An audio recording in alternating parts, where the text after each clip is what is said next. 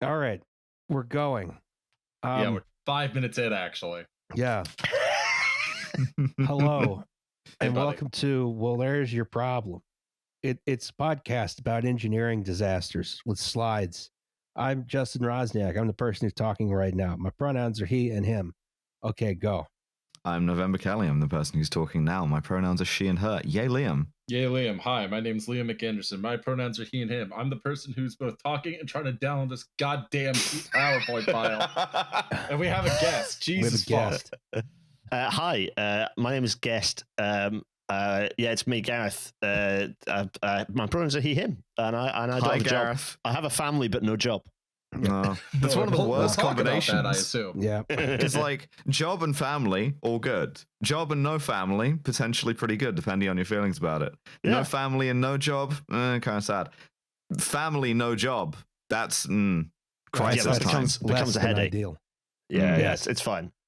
Thankfully, we have a really good safety net in the UK for these conditions. That safety net being ADHD and having 6 paying jobs all at once in the background. So, thank you for that. And in fact, no, it's just the Patreon people are giving me. They're currently paying for a week's worth of rent a month. So thank you, Patreon people. Not your Patreon people; they're not paying me anything. Go and do that. We'll put the plug up front for once. Railnatter, go and subscribe to the Patreon. Subscribe to Railnatter, yes. Absolutely. We'll get to that anyway. Sorry, there's something on screen though, which is quite nice. It makes me very. I see it, and Handel's Messiah plays whenever I see it, which is quite nice. Pleasing roundel or whatever. Yes. It's not roundel because it's not round. The CIS, the corporate identity symbol, isn't it beautiful? We finally found a good sis. It's the British Rail double arrows symbol. Guess what? This doesn't exist anymore.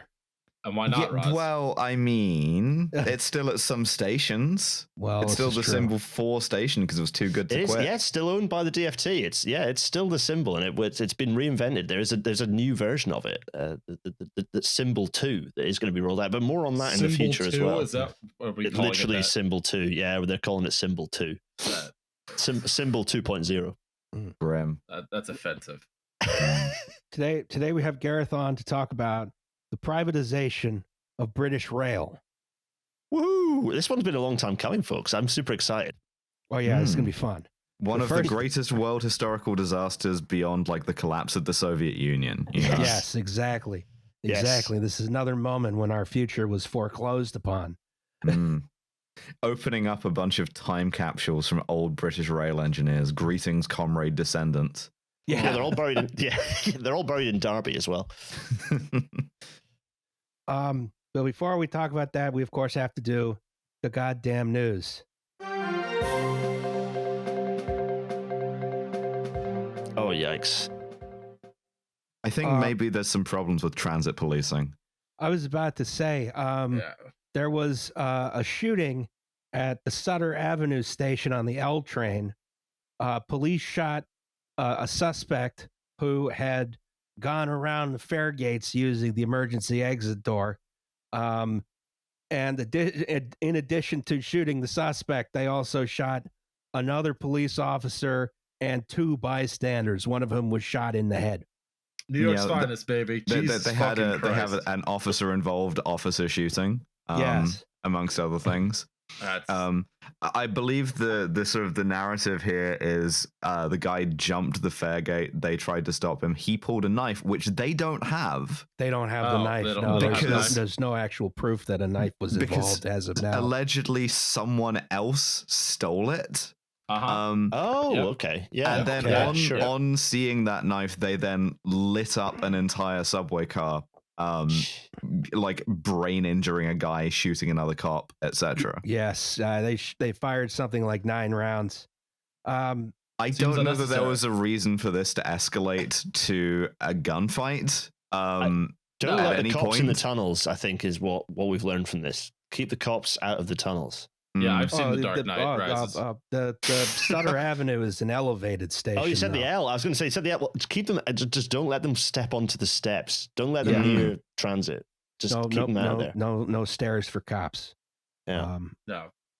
There's not really a reason to have like armed like law enforcement of fares, right, of ticketing. Yeah, catch me if I'm wrong on this one, but and this isn't the case for every single municipality that has fare.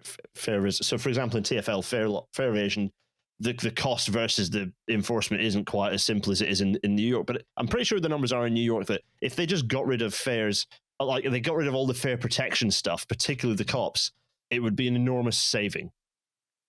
Like they would save money. Yes and no. I mean, I suppose if you, I don't know if I know that like they've spent lots and lots of money on police to combat fare evasion, and they haven't really done very much. Certainly far more than they could ever recover in revenue from having the police there. I don't know if you would. I don't think the New York City subway could transition to like a fully proof of payment system like Berlin or Munich or somewhere like that. I'm not sure if Berlin has that. I know Munich does. It is a system that's big enough that fares are a significant part of the revenue. Yeah. So it is at least covering the cost of fare enforcement, but it's not like I mean, I guess the big issue is, we hire police officers to do this, and what do? They just shoot people. We know we know that this is what US cops do. They just shoot everyone. Like, surely having them in highly dense environments, i.e., mass transit systems, isn't a good idea. Well, as evidenced by this. They were put there in the first place for like counter-terrorism. This is a post 9/11 phenomenon as much as anything else. Yeah. And I mean, as you say, they have kind of two speeds, right? Which is either play Candy Crush on your phone for your entire shift or shoot someone in the head. Yeah. And yes, seems unnecessary. In both cases, you are providing, apart from everything else, a very poor like return on investment there, right? Like one of the reasons why this is so much more expensive than it would be in the UK or anywhere else is because American cops are sort of like a militia. Well, grotesquely overpaid is what I was going to say. Yeah, also that. And sort of like overarmed and like over tactical, if that's a word that makes sense. Sure. And I mean, also just apart from everything else, the fact that it has to be the NYPD and the NYPD Transit Bureau, which this would be, is a hive of scum and villainy, even by NYPD standards. You may care to remember that Eric Adams came up through the Transit Bureau.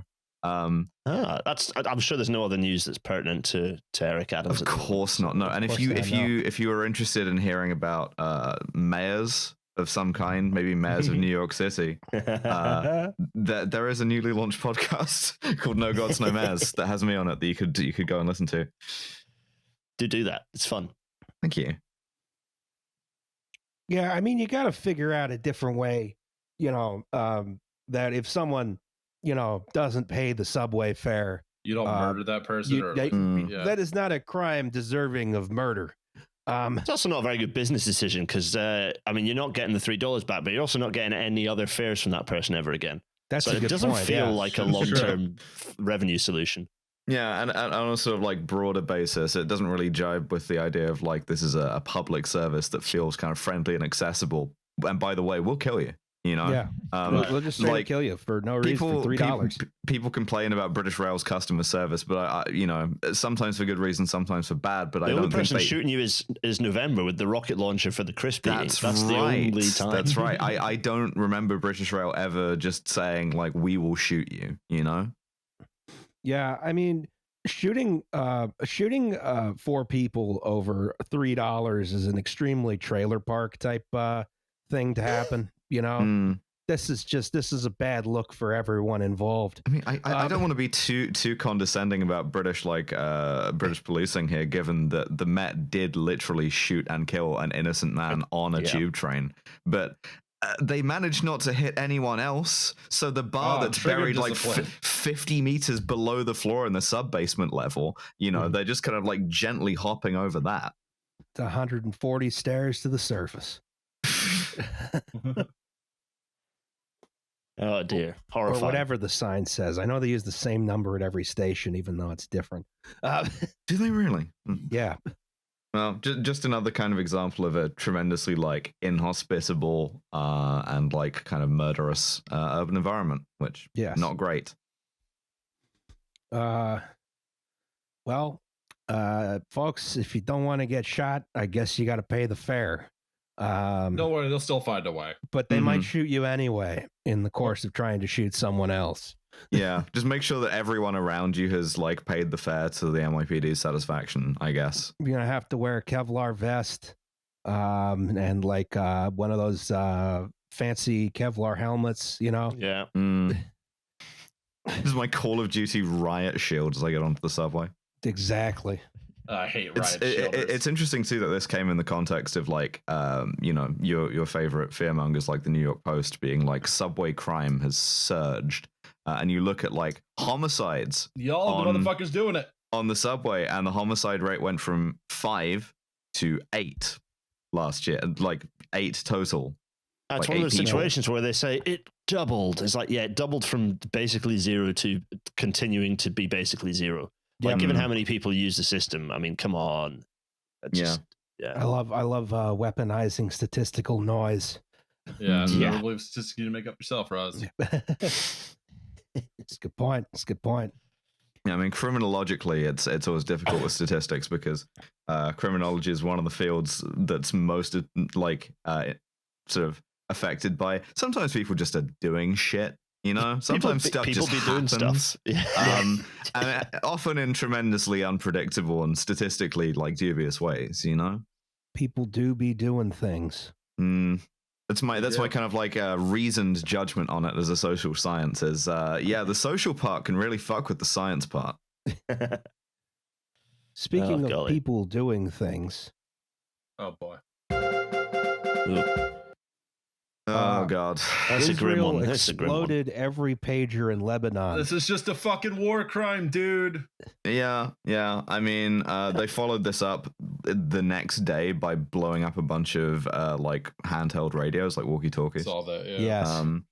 Yes. So this is almost certainly in breach of the convention on certain conventional weapons or whatever it's called. And it's like, you know, a number of people have been killed, including children who are like collateral damage. Obviously, the Israelis don't give a shit.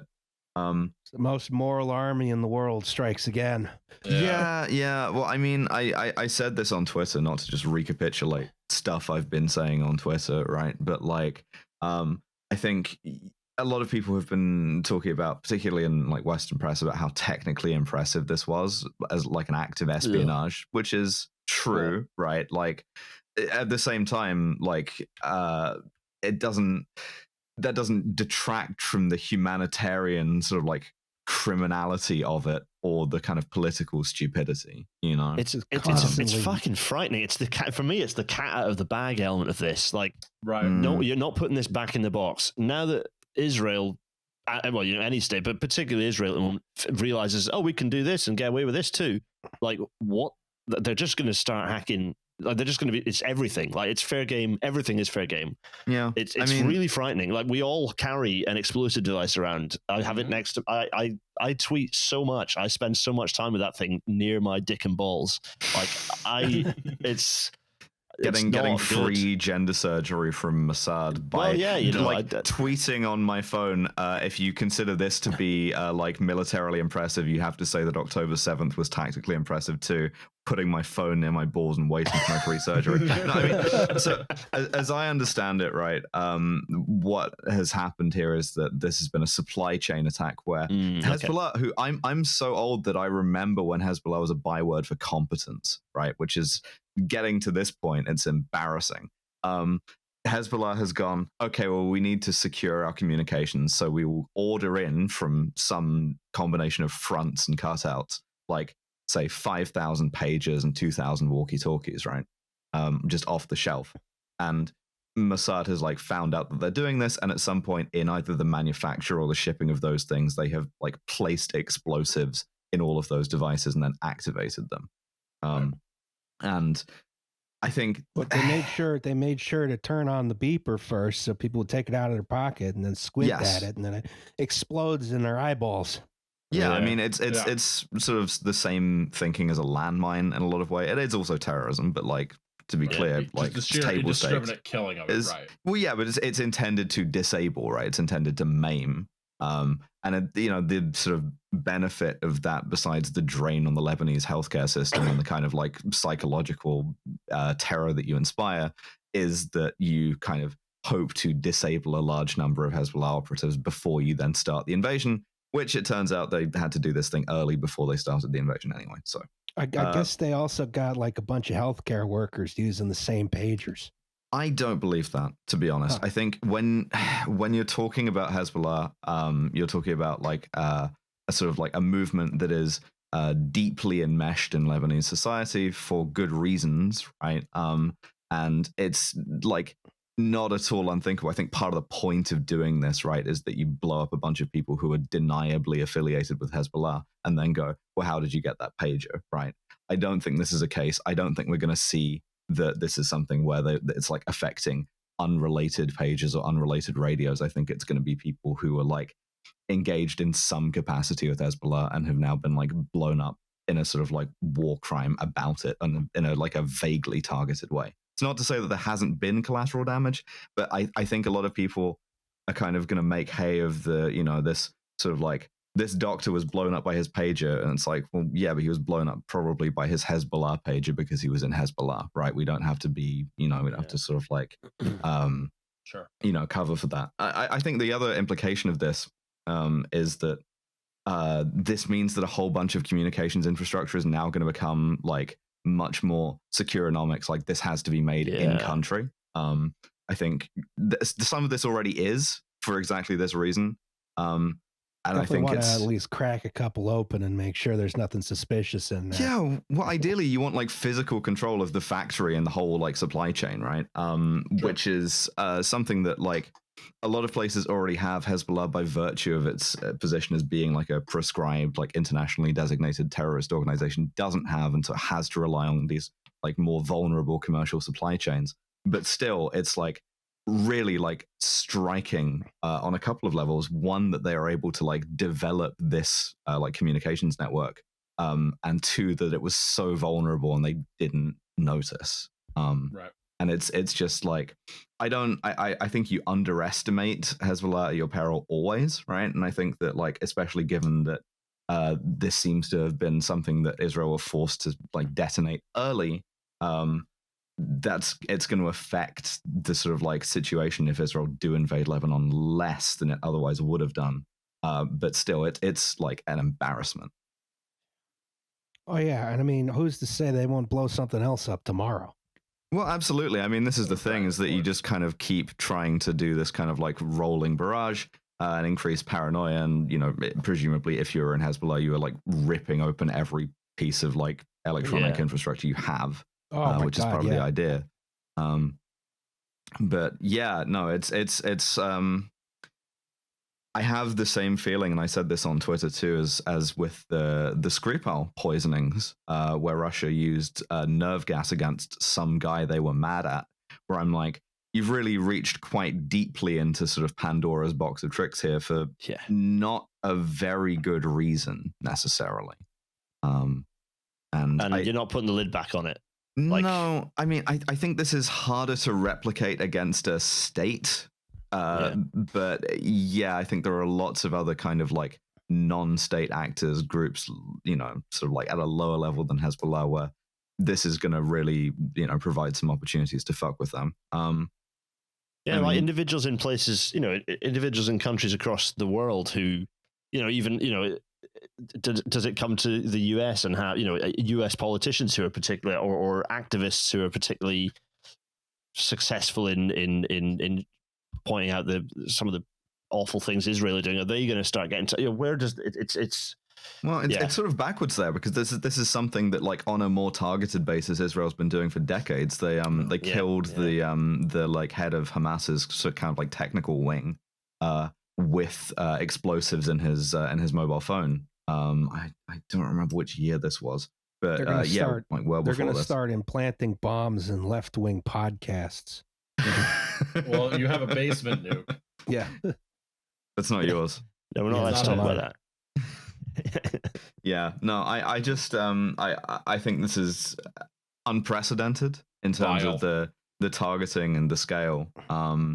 And it's remarkable, really, is my main kind of takeaway from it. Is I'm still stunned, I think in terms of like being able to target members of Hezbollah who are like sort of enmeshed within Lebanese political and like civil society, obviously criminally and obviously at the cost of this like collateral damage. It's like, I don't know that anyone's been able to do something like this before.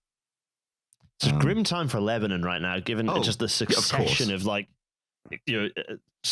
very massive economic booms and actual booms that they've been dealing with over the last succession of years. Yeah, I mean, the thing that really struck me was I saw a Twitter account from a Lebanese like ER doctor who had been treating this kind of like wave of literally thousands of injuries, like people walking in with like serious like facial and eye injuries or like missing fingers, missing hands. And you go back in her like tweets, and like a couple of days early, she's posting about like Game of Thrones or whatever. It's like totally normal, and you're just like the kind of seeing the contrast with all of this stuff. Like with any of these like human rights abuses anywhere, you're like, these are like sort of like the kind of sheer strangeness and brutality that you're imposing onto like ordinary people's lives. This is why the terrorism is absolutely the right word for it, because it's certainly that cascading through right the way through society of just a lot of people who've now had their lives sort of completely impacted and they're the haunting they're going to experience of dealing with this is it's grim. Oh, yeah. Yeah, and I mean, it feels like there's always sort of a tendency in the mainstream media to sort of really otherize, a place like Beirut, right. Let's say, which it's I don't know, city it's a where weird, people live. Yeah, this is just a weird Middle Eastern terrorist compound as opposed to this is a normal city. Just a regular city with there's a lot going on. Or even Hezbollah itself, right? I think this is the other thing, is Hezbollah is like, it's a prescribed organization, it's a terrorist organization, it comes by those labels pretty honestly, but it is also like, it's a political party. It's like this organization of like charitable movements that do social services, obviously with the aim of like consolidating its own like sort of like movement. It's a bunch of different things that are like very, very deeply enmeshed with like all aspects of civil society in certain areas, and that's like I say, it's really kind of remarkable, to like even have this ability to kind of target it in that way. And obviously the results are horrifying. Yep. Well said, Ross. In other news, you heard about this? We can laugh about this. Now into the funny news. Yeah. Hey. Yeah, here we go. Award-winning engineer fired for truth. That's it. Oh God. Yeah. So in what was probably the most like soft interview I've done in a long while, like I've said much punchier stuff, I pointed out that that there are historic challenges at Euston Station because government has cancelled Crossrail 2 and then it's cancelled HS2 and so on and so forth. All the stuff that you guys, everyone, hi hogs, hi old patient folk, hi everyone listening. You all know this stuff. And it was pretty softball, and it extremely pissed off one Lord Peter Gerard Hendy of Richmond / Imber in the Wiltshire of the brackets he him. And And he didn't like this, so he very personally got me sacked in the sense that my job that was mine isn't anymore. He went straight to my employer, threatened the CEO with not getting any more contracts, threatened him again, saying he would go and pester his shareholders and like the head office, what on earth that meant, and then that my former employer's sister promptly sacked me. Thanks, sister. And did all of this in text as well, which is the thing that's really astounding. Is that like this guy, the chairman of Network Rail, which if you've listened to this before, is the like sort of like arm's length sort of like governmental body that owns the tracks and like infrastructure for rail. Yeah. Just like emailing your boss or your CEO as like a kind of like stereotypical mobster, being like, nice contracts you've got with Network Rail. Would be a shame if anything were to happen to them, kind of thing.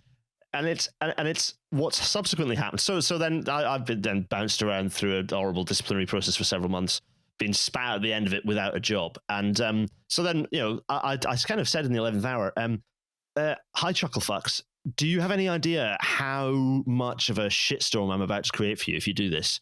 And they did not. So I created the shitstorm. And someone who has quite extensive media contacts and a large social media following proceeded to tell everyone what happened with all the receipts.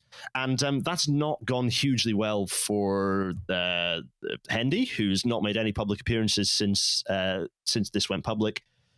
It's not gone well for Network Rail, who have been somewhat hounded by an enormous number of Freedom of Information Act requests from journalists and the RailNAFTA Discord server. Oh man, the odds are at them. It's great. So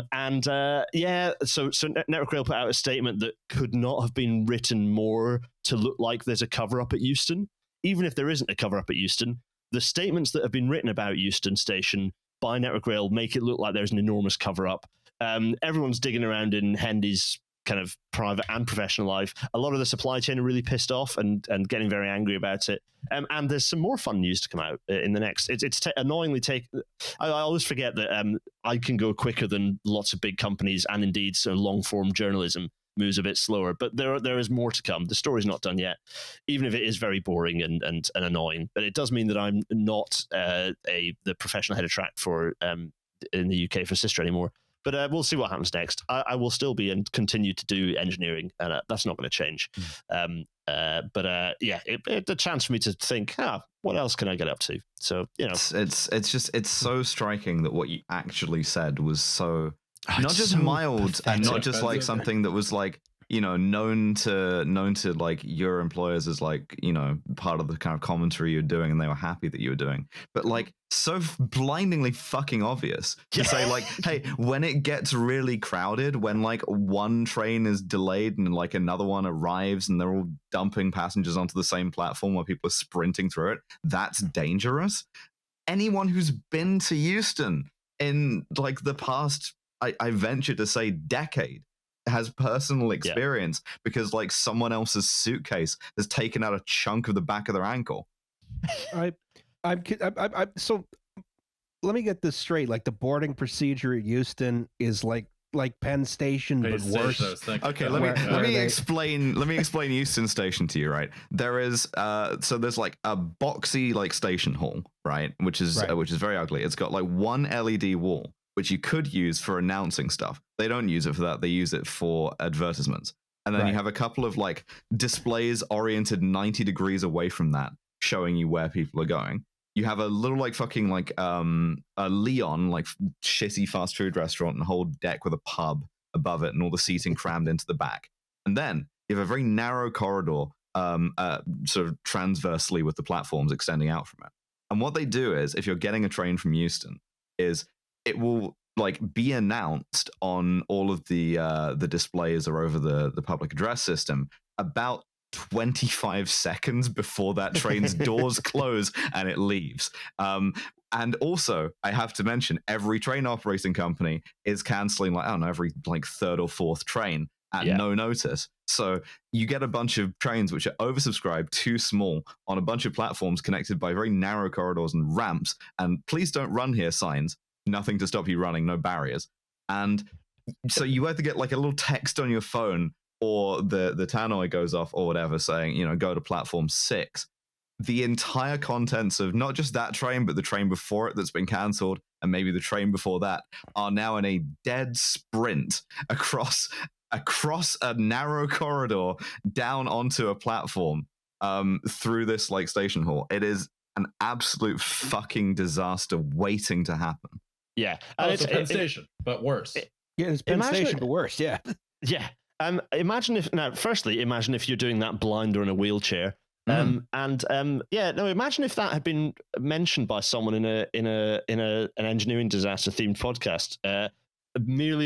purely coincidentally, the episode before I ended up going public with all this. It was good. It was very good timing, Nova, for you to briefly allude to Euston Station in the episode about crushes on London transport infrastructure. It seems like it was coordinated, but honestly, it come by it honestly through the form of having just been in Euston and thinking to myself unprompted, fucking hell, that was dangerous. This sucks. Yeah. I've just had to like take my like rolling suitcase and do like a sort of 100-meter sprint with it down an incline. Oh boy. This is why every time I've been in the UK, I take the East Coast main line. Absolutely. It's a much more civilized way to get up and down the country. Yeah. So, it's weird to be in the news. But, what's funny is that the PM was getting asked about it. So, it really went up to the top level. And it's fun to annoy Keir Starmer. The fact that I've personally annoyed Keir Starmer brings me great joy. That's all we can hope for. Oh, yeah. Absolutely. Warhammer, the Emperor knows your name. Yeah. For better or worse. But the good thing about me going really public with it is if I get assassinated, you all know, firstly, that it won't be AMLO. It was Mossad. Three states all gunning for you at the same time. Oh, it's like a Cold War thriller. I love it. It's like the first British Mexican Israeli joint covert operation, and let me tell you, two legs of that stool, the food is fucking terrible. Mexico is carrying the cuisine on that one. I was about to say, and then they all come to assassinate you at the same time, and they bump into each other like three outfielders going for the same fly ball. Oh boy. Yep. Anyway, so that guy doesn't have a job anymore. The guy on the television screens right now. He's done. It's a great shame, and we hope that you get a better offer soon. Yeah. Yeah. Let's see what happens. So if you're out there, engineering consultancies, hi. No, do you want someone who is like sort of able and talented and takes their safety responsibilities as an engineer and their kind of professional ethics very seriously? Because you should. Yes, exactly. I want that, yes. You can't fire him because he'll get you to get yelled at. Yeah. Oh, poor sister. You have to briefly feel. I mean, only very briefly feel for them because they just don't have a clue of what shitstorm they were going to create. Clearly, and oh boy, what a shitstorm they've had to deal with. So, what a shame. Yeah, anyway, I mean, getting bullied by someone who could like credibly threaten them, Yeah. And Lord Hendy. Yeah, fuck you guys. Okay, it's not. It's I had a great team, and I miss my team that I was working with. It was we're going to do fun stuff. But anyway, enough of that. Let's talk about something that isn't a miserable disaster. Oh, nope. That was the goddamn news. Average West Coast main line. Yeah, this is the West Coast main line. Yeah. Oh boy. So Roz foolishly let me drive a little bit on this one, and so this is W2IP, and therefore we have to start at the beginning, which is what is railway. And so it comes from the Roman cart paths, actually. Well, actually, it's funny because this picture, Welsh slate mines. Well, actually, I've gone earlier than that because, to my mind, the first railway. So that's a thing that is a guidance system that guides the wheels of a kind of wheeled vehicle, and it's not the vehicle doesn't steer itself. Is Diolkos in ancient Greece? So we're back in 700 BC. I've been proved foolish. Yeah, and so this thing, southern central Greece, it connected the Ionian and Aegean seas. The gauge, interestingly enough, between these two ruts, because we can call this a rutway, which kind of sounds rude, doesn't it? The gauge here is 1600 millimeters, which is not far off. It's Irish gauge. This thing moved ships, basically, would go onto the wheels and would get kind of hauled between these two seas. A canal was built later, but this thing was actually developed a bit of a reputation of being a pretty fast way of moving things around, which is kind of cool. So this is it was also open for fee-paying customers, which kind of makes it the first public railway as well. But I admit, maybe calling it a railway is a bit of a stretch, but it is the first sort of permanent way, if you like.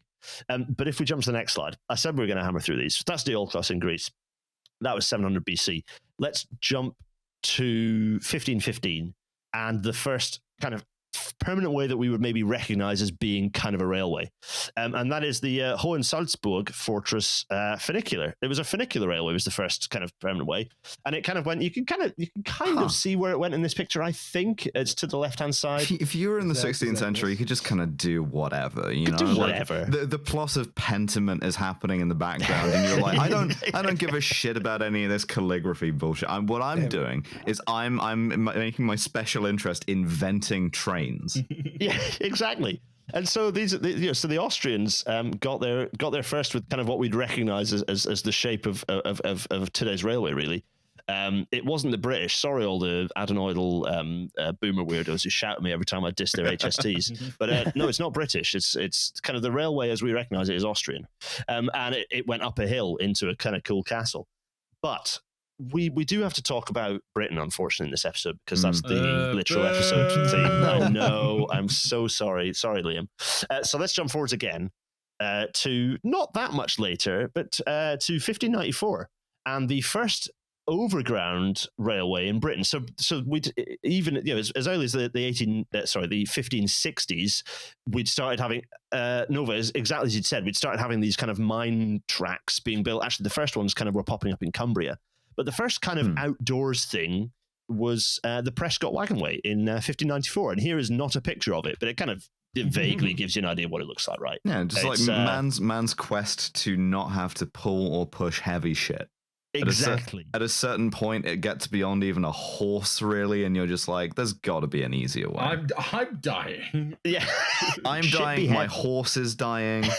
The child that I got to push the thing is definitely dead.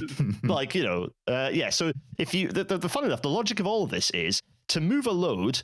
If you reduce the friction between the load and the ground, you can move. You require less effort to move it. That's kind of the logic of all this stuff. So Diolkos used very nice sort of hard sort of limestone, which really nicely created these ruts and ended up being really smooth and really nice, low friction.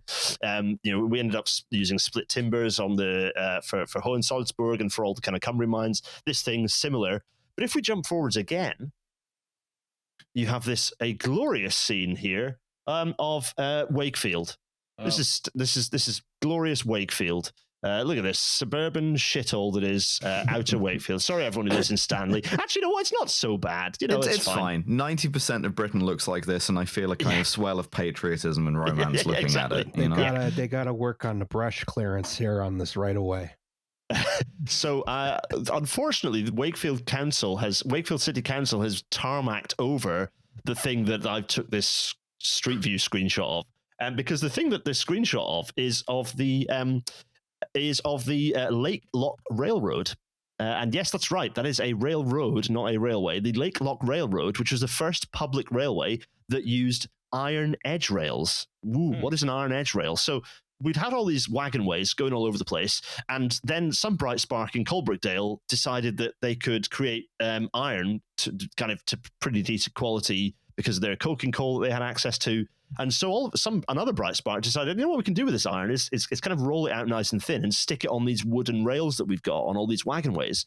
And this started happening kind of in the middle of the 1700s, to the point where by kind of the 1780s, 1790s, we'd actually developed a rail as you or I would recognize it, what we called edge rails, that were kind of a rail that you see now. And the Lake Lock Railroad was the first public railway using them in the world, in fact. Wow. And at this point, Britain can start saying that we started accelerating beyond everyone else. And it was because of our ability to kind of create cheap, reasonably consistent quality iron that we would then either put on top of the wooden wagon ways, or we'd kind of start rolling these edge rails. And other railways kind of around the rest of the world, places like Russia, for example, where some of these early examples of wagon ways started finding their way elsewhere, started using rails, but they were British rails. They were rails that were manufactured in Britain because no one else could quite get the quality. So that's kind of cool. Anyway, Wakefield City Council, go back, take the tarmac off this bloody important piece of history, you oiks. Just because people are getting upset because there are potholes, like, screw those guys. They're probably all driving SUVs anyway. But also, everyone can go and go to Line Pit Lane and go and have a look at this thing. It is an honor for the suspension of your Kia Sorento to die handling this. Exactly. Are these edge rails the kind that have the flange on the rail?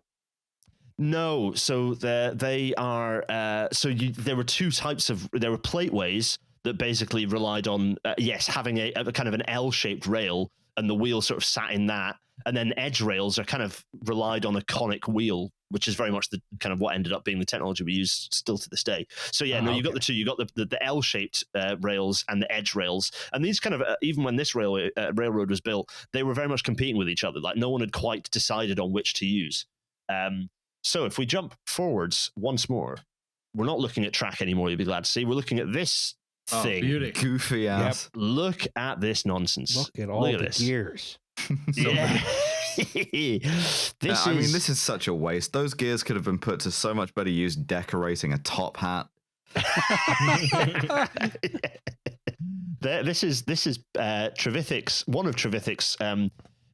Basically just put a giant kettle and attached it with a bunch of pistons and cogs to some wheels, and went and said go. And the difference between this and some of the other steam engines at the time, firstly, this one moved, but secondly, it used high pressure steam rather than low pressure steam, which was quite revolutionary. So James Watt, kind of famous steam engine guy, he was a low pressure Cornish engineer, he was using low pressure. Trevithick decided to use high pressure and also wheels. And in 1804, he made this thing haul a train. For the first time ever, there was a locomotive hauled train on the Penydarren tramway, kind of in what is today Merthyr Tydfil in the Welsh Valleys, north of Cardiff. And so that 1804, kind of a pretty epic moment. Shout out to Trevithick, who, as with many engineers, he ended up ruining himself financially multiple times over, kind of bumped into George Stephenson in South America, as you do. And then continues to kind of live penniless for the rest of his life. So it's doing a FOMA version of Butch and Sundance. Exactly. So it took until by this point we're still having a battle about what railways should look like. But jump forwards to 1830. And the next slide. And here's Chatmoss with the first modern railway as we know it. So all the previous wagonways and railways and shit, including the Stockton to Arlington, were all kind of pre-modern railways. Early railways or pre-modern railways. This is the first modern railway. Liverpool and Manchester Railway, the first intercity railway as well. Why do I call it the first modern railway? Because it took a lot of kind of stuff that we decided on, like, timetable maybe is a good idea, but we're not going to use that with everything else. Having signals is a good. Double track. It's a locomotive. This is the first railway that pulled all that shit together and actually went, this is a system, and all this stuff together ends up being quite good. And it was, and from 1830 onwards, partly as a result of an enormous, basically the demise of the slave industry in the UK. Kind of timed rather well with a bunch of people no longer having a frontier of capitalism they could horribly exploit. There's kind of this thing, that meme about America is deficient in a key resource. Some random farmer in Nebraska finds the world's largest deposit of it. The kind of there's a special providence that protects fools, drunks, children, and the United States of America. That used to be true of Britain. Which means that mandate of heaven is transferable and that the US will one day lose it.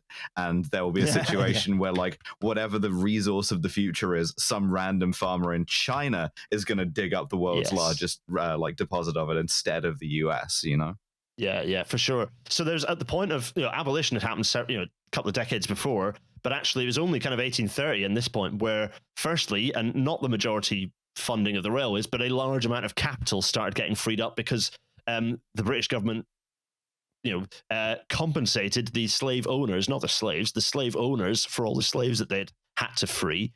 We did slavery Keynesianism by accident. Yes, genuinely, giving the worst criminal in the fucking world millions of pounds, millions of 1807 pounds, which is exactly millions of 1807 pounds, which billions, is if not might as well be now. trillions. Just insane and amounts being of money. Hey. Your plantation career is over. There is no reason for you to stay in Jamaica or whatever. Why don't you instead take these trillions of pounds and after buying yourself everything you could possibly want, why not splash that around on some more investments, Exactly. Right. This railway was built very much to among other things, but to move slave-won cotton from the US into mills in the interior of northern England. And at this whole time, you had this explosion of railways that then happened, and it was no coincidence that it was at the time of, the slave industry was very much that. It was an industry. You had huge numbers of managers, clerks, merchants, this huge network of people that all of a sudden didn't have much to do, and so they were basically diverted. You had to see a transfer wholesale of this industrial might, evil industrial might, into railways. So people, I'm afraid, have often thought of railways as being this benign, peaceful, technological wonder that just appeared without any negative consequence. No. Wrongo. So anyway, 1830. All transport is political, I understand. Yes, quite. There's an enormous explosion in railways. And it was hopelessly disorganized, chaotic, and not great, because the British rail network, from this point onwards, we went into the stupid zone and built. And we have never left. That's right. Correct. Yes. Our rail network to the stupid zone. Welcome to the stupid zone, where the service will terminate. Remind all passengers to take their baggage with them and shove it up their asses. Yes. So the problem in Britain was that we had like 100 companies all competing and building railways with each other. Some of them, lots of the railways were like half built, or they were like proposed prospectively.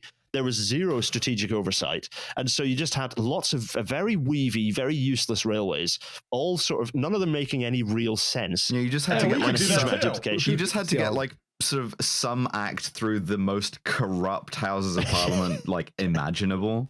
Yeah, the MPs were all like directors on the boards of these railway companies. So like they just like pick their pet railway project they were going to front to Parliament that day.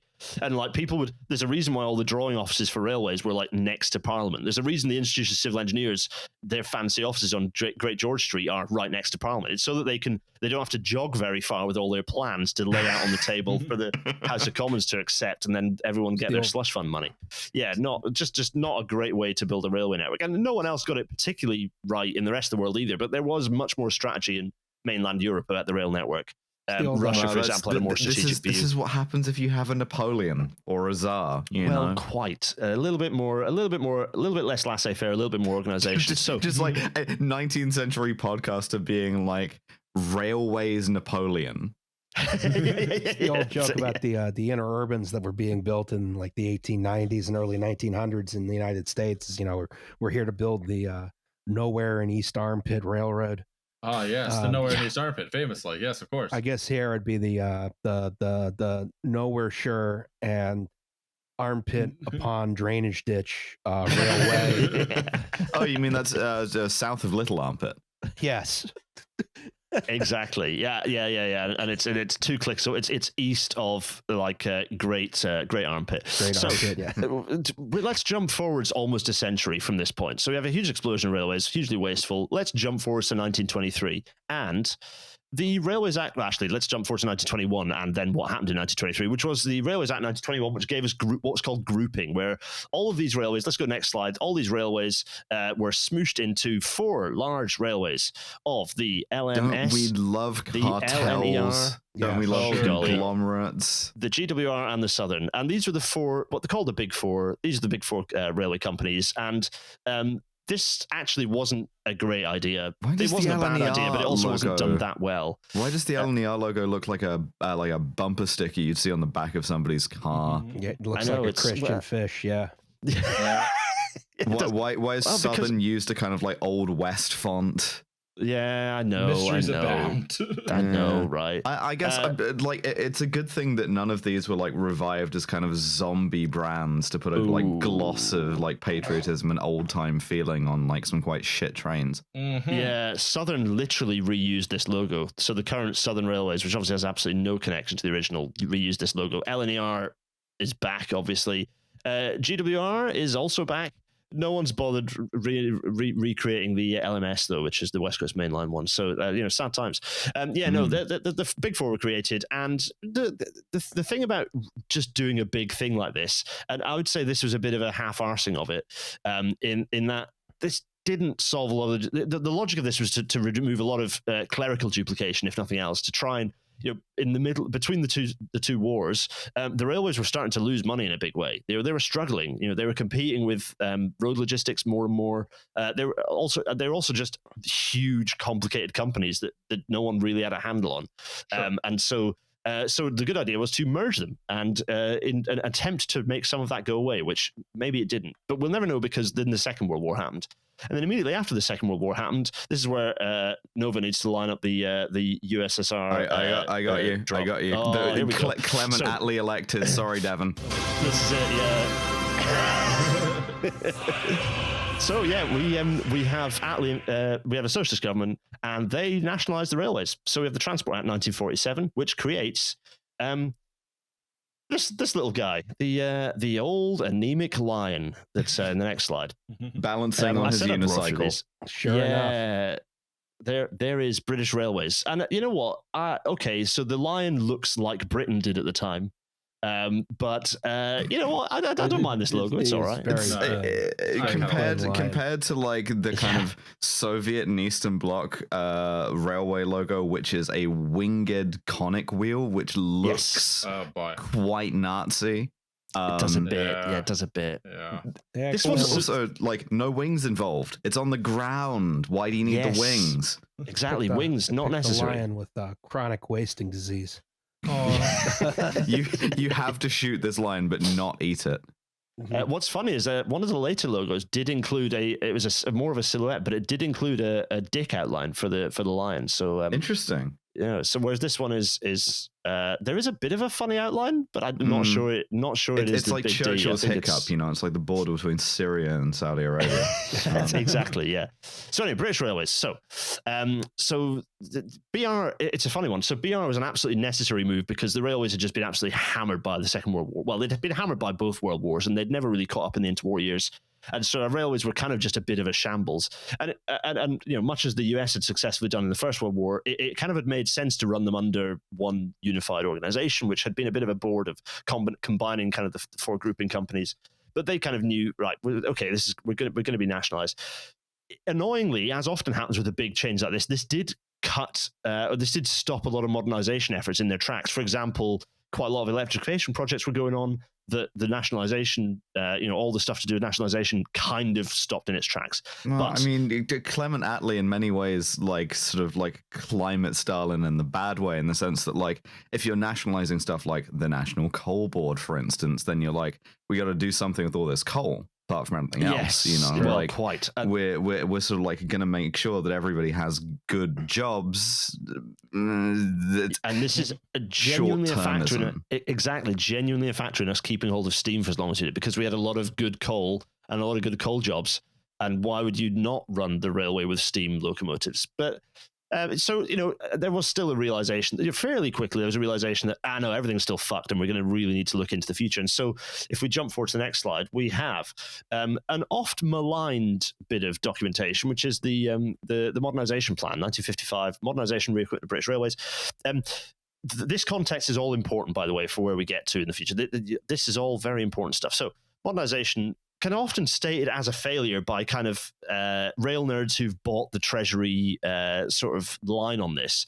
Treasury, our long-time enemy in this story, I'm afraid. So often stated as a failure, but it's kind of, I find it difficult to agree with that Modernization was a failure because it really moved BR forwards in a pretty dramatic way. If you go to the next slide, I'll show you one example of this, which is like fancy schnancy signaling. Look at this. Wow. Look at this fancy stuff. Wow. Look at this. Wow. Look at this person who's here, who's supposed to be on like a Moog board. It's like Dead Mouse, but from 1955. Controlling steam trains with this. Well, yeah, actually, weirdly. I mean, increasing number of diesels, but yeah, plenty of steam still running at this point. A decent whack of steam still running at this point. You know, we're still building steam locos at this point. This is also when it was like, okay, we got to buy all these diesel locomotives really quick, so you couldn't have any standardized designs because you got to buy them from 50 manufacturers. This weird like warship class stuff. Yeah, and don't get me wrong, that was wasteful, but actually, it kind of ended up kind of worked out in the end, and actually, you know, it was a bit of a move past and break thing situation. Yes, it would have been better to standardize and go for a kind of a standard locomotive, and we kind of learned that the hard way. And there are various reasons for this, but I would say that the mess of the locomotives, partly because railway history is often written by the train nerds, right? And so they're all like, well, the diesels were a mess, so modernisation was a failure. But actually, if you looked at the infrastructure, modernisation represented huge amounts of track renewal, massive resignaling projects. We saw the beginning of what kind of was a bit of a rolling program of electrification right the way through to kind of the East Coast mainline getting electrified in the 80s, actually, was initiated by the modernisation plan. So because like until about 1950, like a third of signals in Britain were just like children waving a red jumper, you know? Yeah, exactly. Yeah. You know, flannel petticoats and such.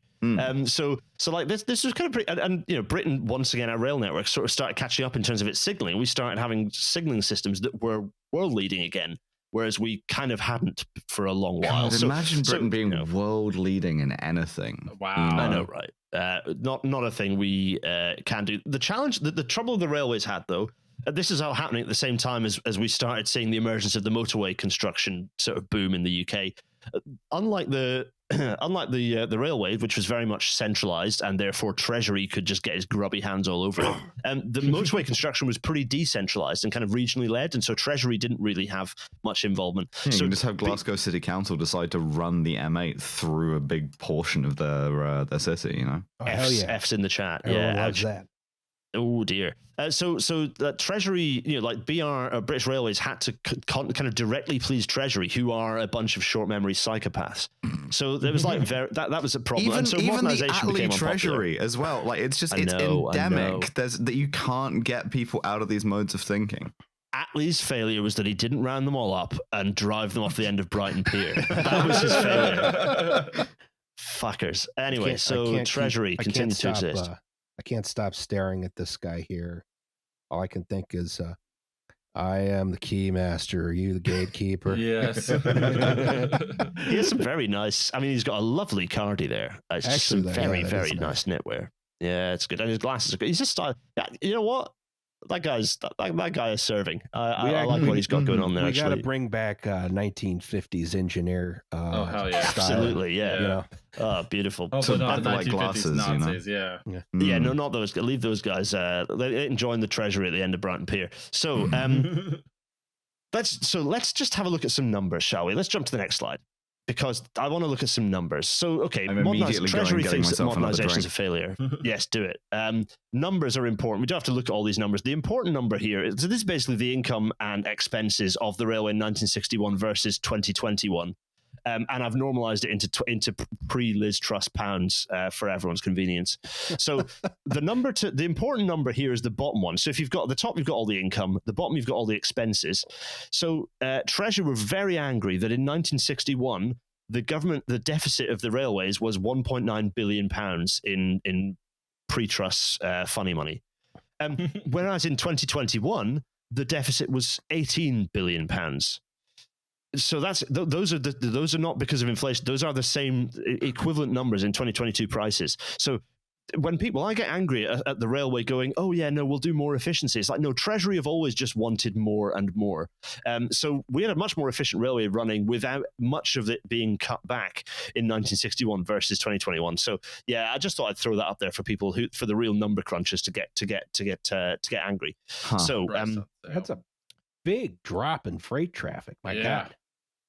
Yes, it is, isn't it? Because we got rid of it all onto the roads because that felt like a good idea. Yeah, what's got rid of a bunch of the industry generating it as well. If you look at the British Rail sectorization, and we'll talk about sectorization. Yeah, like one big sector of it was, for instance, coal. Don't do that anymore. There's still coal trains, but like we don't, mine it. Well, it's just gone. There's no steel as well. The last coal train ran a couple weeks ago, right? Yeah, we just don't. Yeah, we don't need coal in this country anymore, you know. And likewise, like steel traffic. Similarly, like later on, steel traffic massively diminished. You know, we did a lot of steel in this country. We don't anymore. Yeah, what's interesting is how similar the traffic receipts, the passenger traffic receipts are. Like there's barely a bit. There's like a billion in it, which is actually quite close. Okay, fewer people traveling for sure, but it's kind of interesting how close those are, as you say, versus freight, which has been obliterated. It's kind of interesting. And we're earning 0.3 billion more from retail, apparently, or some other shit. Well done. Hooray. All of the like Cornish pasty companies, you know, selling more sandwiches. Yeah, exactly. Selling something in like Leon that is approximately food. nets. Oh, we'll get to sandwiches. I am looking forward to talking about sandwiches. It's finally something topic. I have like expertise on. Yeah, I hear you. Yeah, that's it.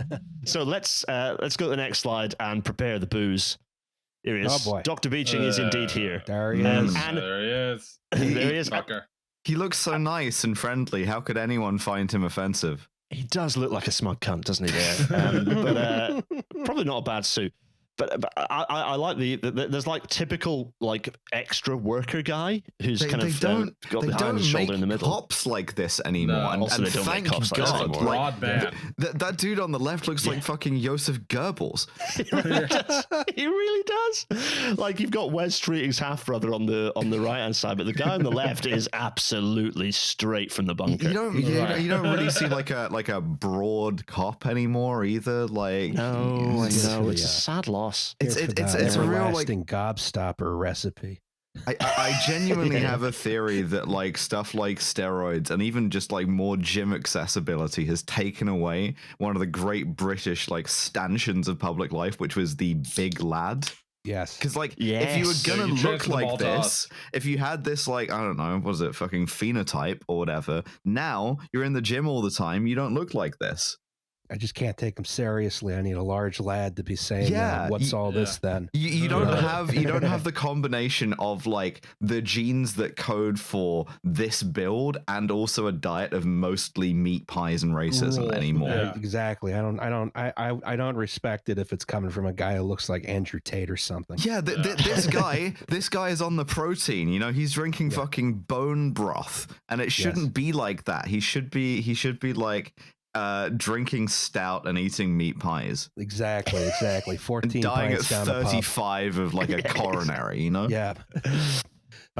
So we had this guy, Dr. Beeching, Dr. Richard Beeching, much maligned, was brought in as the last chair of the British Transport Commission and the first chair of the newly formed British Railways Board. Sorry, I'm just keep coming back to this picture. These signs.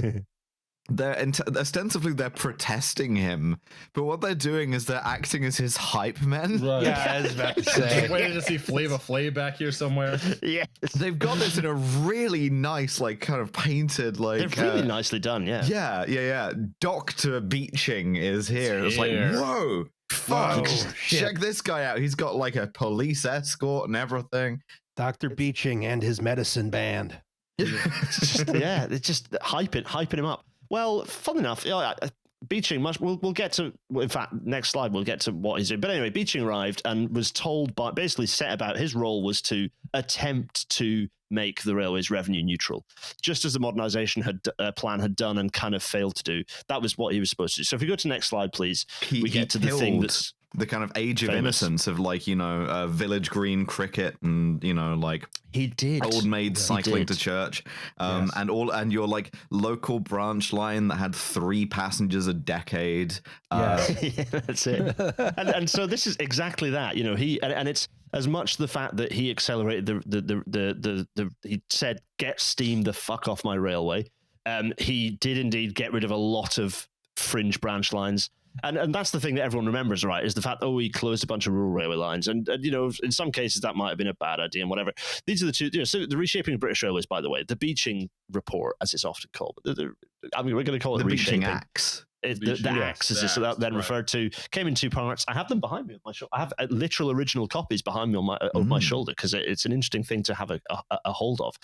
Very interesting thing to read through, actually. There's I did a rail now on it and I've written stuff on it. So if you want a detailed deep dive into this isn't the episode. You can find it elsewhere. But one of the things, so it's much maligned. It kind of was, in a way, it was just a rebranding of the kind of the ongoing modernization efforts. Yes, it chopped a lot of lines, but actually it chopped a lot of pointless rubbish, to be honest. I'm crying into my like real ale that the kind of like Uppington upon Blossingham like sort of like model railway was cut. Branch joint line was cut. Yeah. This like kind of beautiful pointless like artifact, because I don't want a railway that's strategic. Cute little tank engine with the happy face. Yeah. Exactly. This guy put like had all of the cast of Thomas the Tank Engine cut apart with oxyacetylene torches. I should have got that picture, that high res scan of the Audrey picture where they've got their like they've got a guy with a cutting torch just taking the faces off the Thomas the Tank Engine steam locos. I love that. It's so good. It's so punk. So actually, what? Sorry, that was a weird laugh. Yeah, okay.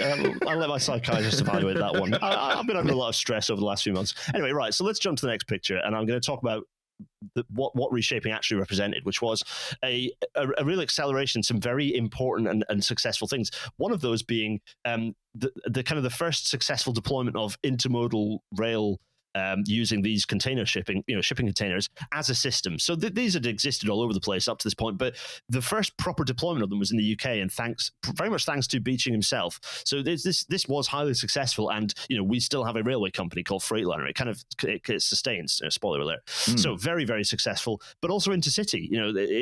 Just sitting down and being like, concept. I have personally barbecued Thomas the Tank Engine. Yes. Design me the best font to have ever existed, or you're next. Yes, and goddamn, it worked. And good grief, we're going to get there. So maybe he was Railways Napoleon. He was. So you know what? With Beeching, people say, okay, he might well have been a bit of a prat, but actually, I think he is annoyingly maligned. Much as he was he's a Tory and blah blah whatever. But actually, he did some very large, very positive things for our railways, and I think there are a lot of boomer types who like to, because he got rid of steam and got rid of exactly as you say, Nova, that innocence. He was around at a moment where that innocence was lost, and everyone's hung it around his neck. But actually, a lot of what he did was really good, but it wasn't all good. And the biggest mistake he made was not closing a bunch of rural railway lines, but it was the removal of network duplication in the cities in the UK. And this is going to come and haunt us momentarily. The removal of the network duplication in the cities, so getting rid of having the opportunity to have one station that was the suburban station and one station that was in city station. Have just wherever you can, just have one station and get rid of all the duplicate lines. That was a really big error. So basically saying, generally just deprioritizing suburban rail in the UK was one of the things the Beeching report did, and it was reshaping. That was its biggest failure by a long way. You're still in this weird situation where this sort of you'll be in a British city that has one train station, and that train station still has a name that implies the existence of others in that city. I'm pulling examples out of my ass here. A bunch of these have other stations now, like Bristol Temple Meads, right? Or Liverpool Lion Street, or Glasgow Queen Street, right? Where it's this implies that there are others, and often there are not, because there used to be and there aren't. Yeah, exactly. Also, the only reason we're able to have a Northeast corridor in the United States is because several parallel lines were combined into a separate line for freight that was only able to be done strategically because we had Conrail at the time. You want some waste. You want some redundancy. Yes, and this is the challenge, exactly. And so whilst actually the rail network had not as much redundancy as we might like today, but actually had some redundancy in terms of north-south main lines, for example, although not enough on the east-west axis. It was in the city centres that we didn't, because that was seen as a good way to make real estate, to make some cash, was to sell off that land, prime real estate in city centres, rather than retaining it. And often that ended up getting used for nasty urban motorways and shit like that. So yeah, but now the Handel Messiah drop is about to land, because next slide, please. Oh God, I don't even have that. Can I do another Soviet Union one? I can't play them Boy. Through here. Yeah, do the Soviet Union one again, actually. Yes, please. There it is. Because 63 was reshaping. 65 was the time that we moved from British Railways and the limping lion to the double arrow, the corporate identity symbol. Behind me have a copy of the corporate identity manual. The rune of power. BR got shit hot. And, all of a sudden it started looking really modern. It wasn't just the branding. Branding's very important, but it wasn't just the branding. The overall system really started modernizing at this point. It was kind of the end of the beginning for so it was the end of the beginning, if you like, for the way that British Rail and British Rail operations as a unified thing would be. It was kind of the point at which, from this point onwards, we knew kind of what we needed to do, and we started getting on with doing it. It's deadly serious. This is the age of the train, right? Yeah. Now then, no, let's not talk about him. Yeah, but still, we're gonna lean into this, right? Yeah, and we did in a big way. You did the APT episode, 150 years ago when you did it, and actually part of that was the optimism of the future. There was a really positive, optimistic view of what the future is going to look like, and we did spend quite a bit of money on research. BR Research was a beacon of light that genuinely the reason we have high-speed rail across the world is because of the work that was done at the BR Research Department. Alan Wickens, that thankfully still alive, actually, one of the great railway engineers in history, still alive.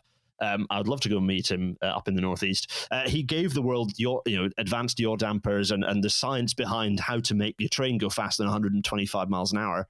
And it was thanks to him that everywhere else could do. The TGV wouldn't exist without him. You could not do high-speed conventional rail without the work that he did. So that was all happening thanks to BR. So thank you, BR. No one else has the wherewithal to do basic research anymore. That's right. And it's just like as a piece of like design as well. I'm going to talk about this so much, but like every single thing about the branding, whether it's like the rune of power as we see here, or even just stuff like I mentioned sectorization before because it's something that like really struck me as like, hey, we're going to have like, we're going to divide up sort of the main freight structure into like a kind of series of things that like make sense, like coal, steel, aggregates, and like, like parcels and shit. But we're also going to make sure each of them has like a distinct, visible, like sort of identity that's going to be beautiful as well, even if it's going to be on a diesel locomotive that's covered in like dust half the time. It's also funny that there was a few narrow gauge steam locomotives that survived for a long time under British rail control that eventually got the double arrow and the blue paint scheme. Well, it's just specifically the one in Aberystwyth, the Rheidol Valley line that had BR blue steam locos. Very weird. Lots of other successes at this point. So from this point onwards, we still had, don't get me wrong, we still had pretty messy industrial relations going on. Like was very APT episode, for example, the union fight over whether the fact they only had one seat in the front cab ended up costing more than the whole research budget of APT. So clearly there's still messes, but it was also a period of kind of substantial modernization improvement. We kind of had a loosely rolling program for electrification across various lines. With the demise of Beeching, not literally, they didn't kill him, but they told him to bugger off and to come back to ICI. They told him to go back and do more explosive inventions over ICI again. And so Barbara Castle came up and gave us passenger transport executives. So that was kind of doing some level of devolution to city regions to allow them to take control of their passenger services. So there's lots of good stuff, lots of station openings. And by the mid-80s, we actually had a turnaround in passenger numbers. So rather than passenger numbers dropping, that kind of leveled off through the 80s and started climbing. By kind of 82, 83, the line go up. Which is very good. Line go up, Mr. Bond. Yes, of course. There is this situation where, British Rail is doing more and more stuff, and you're just like, how Streeting said the other week that like Britain was in danger of being an NHS with a country attached, and how this was some terrible, like unspeakable fate, right? I think we should have lent into that, right? And just like we do full communism under the auspices of British Rail, like it's a kind of train with a country attached. Yeah, it's a train company with a country attached. Exactly. You could do the backwards of Mexico and put the Navy under control of the railroad. Why the hell not, man? I would love that. I mean, in a way, BR did have a little Navy for a while. In fact, we'll talk about them in a minute. So, right. So next slide, please. So briefly, I alluded to the Transport Act 1968. This kind of was the first time when the British government acknowledged that railways aren't just going to make a profit in and of themselves, and they serve a public good, a social good, and they started quantifying it and therefore understanding how much money social good justified the railways getting, which is quite positive. Also, passenger transport areas, what became the PTEs and sort of devolving power. A brief bit of light, a brief moment where we had the right kind of network structure before the bad things happened. So let's hop forwards again. So that was 1968. We hop forwards. We have to jump a couple of years forwards to this though, because one of the things that BR started doing was kind of hiving off bits of itself into sort of subsidiaries that were wholly owned, but were also their own corporate structure. So in 1970, we had an organization called British Rail Engineering Limited created. BREL, as it's often referred to. And this is the start of a slippery slope, folks. So pay close attention to this. So that was 1970. Making British Rail into a kind of like startup incubator, where it has spin-outs. Yeah. So BREL was the train manufacturer. So this covered all of the places that made, almost all the places that made the train. And so actually building the damn thing. So next slide, please, because there are other things that started getting hived off. In fact, on the left-hand side, in fact, this one's for you, Nova. There's the old the Glasgow Works there.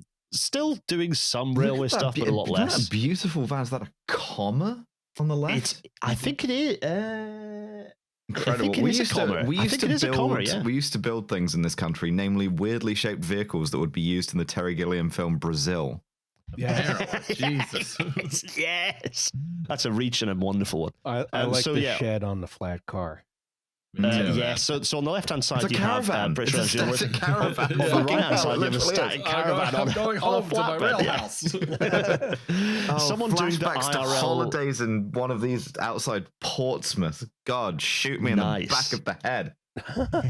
So Brel on one thing, but in 1979, Sea-Link, so we talk about BR having a navy. They did have a navy, quite a large one. They didn't have any guns particularly, but they had a big navy of ferries, a pretty massive navy. And some of those ferries are pretty modern as they continue to modernize. I did an episode on Sea-Link a while back. It's kind of an interesting history.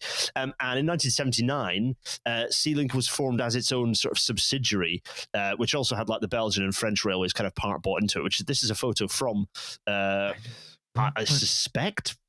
Is it Belgium? What deranged Belgian freak attempted to ship a static caravan on a ferry? Yes, exactly. My dad, static caravan enthusiast, would never in his wildest dreams have like considered this, you know? Yeah. So this is Dieppe actually, maybe. So this might well be France. Anyway, some nice, a very nice kind of mainland European locomotive there with some stuff behind it. Very nice pictures, lovely. So those two. Now, the first actual privatization of British Rail happened in 1982 when so next slide, please. I just noticed like these passenger cars just look so fucking old. Yeah. For 1979. Yeah, those are... You still got a car cement on the roofs and everything. Yeah, those have got to be like interwar. They're old. They're really old. They're really, really old. Really anyway, old. Lovely. Beautiful stuff. So next slide, please. Because in 1982, British Transport Hotels are sold off. This is the first actual privatization of British Rail, is when the British Transport Hotels, which was part of BR, were sold off. So RIP to the Station Hotel in Aberdeen and the Adelphi Hotel in Liverpool. It's a great idea, and like it's one that's still being capitalized on now. Is that like you have a train station that has a hotel attached to it, so you don't have to worry about getting to your train. Like these still exist in a lot of places. They're just privatized, and you get like an entrance from the station to the hotel that's called something else. That has like 3 corporate fucking identities. And even if, because railways have got faster, there's not as much of a need for overnight stays. You know what's not a bad idea for a railway that has lots of, I don't know, cancellations, delays. Well, yeah, that as well. But also, like, these things double up as conference centers and training centers, and might have been a good idea to just have hotels and make income from them? Question mark. Maybe you're on a particularly long run and the crew has to stay overnight. Well, if you own the hotel, that's a lot cheaper. Well, yeah, exactly. And also having these tactical. Okay, so again, Britain's small enough that the need for these had certainly diminished as train speeds had increased. But we do lots of overnight shifts that are near railways, and maybe having hotels that the people with their oranges can go and sleep in overnight might also not have been a bad idea, rather than paying Travelodge, over and above the odds. So 1982, right? Let's jump. Travelodge. Nationalized Travelodge, exactly. So let's jump forwards to the next slide. And a picture I took yesterday, in fact, of the footstep of a York-built train. Brel York, train makers to the world. There we go. This is on the footstep of a Class 150 Sprinter. So a lot of you listening to this right now and watching this will have a visual image of that, which should entertain you greatly, the idea of that being exported to the world. But anyway, no. So in 1984, Sea-Link were sold off proper. In 1988, Brel was sold off proper. So it was sold off, and then there were management buyouts and all the boring corporate shit that happens in weird neoliberal world where stuff gets privatized. But yeah, so Brel was privatized, and crucially, I said we were going to talk about sandwiches. Travelers Fair was sold off in 1988 as well. Travelers Fair was the BR sort of catering organization, and one of the brands that it had launched was Upper Crust. Cute name. There's the puns, I knew it was too cute to be like, a real private invention. Quite. It was, of course, all the good stuff ends up being a state invention. So yeah, upper crust, which is still in lots of stations in the UK and will still serve you an immensely overpriced and disappointing crusty baguette, still exists. So hooray to upper crust. I did say we were going to talk about sandwiches, but also travel is fair. Weirdly, also it's what holds this podcast together. Yeah, this is it. Yeah. I mean, I mean, God, I would love a cheesesteak right now. I mean, the thing is, Warren Zevon's advice to like enjoy every sandwich, very difficult if you live in Britain, even more so if you regularly travel by train. Yes.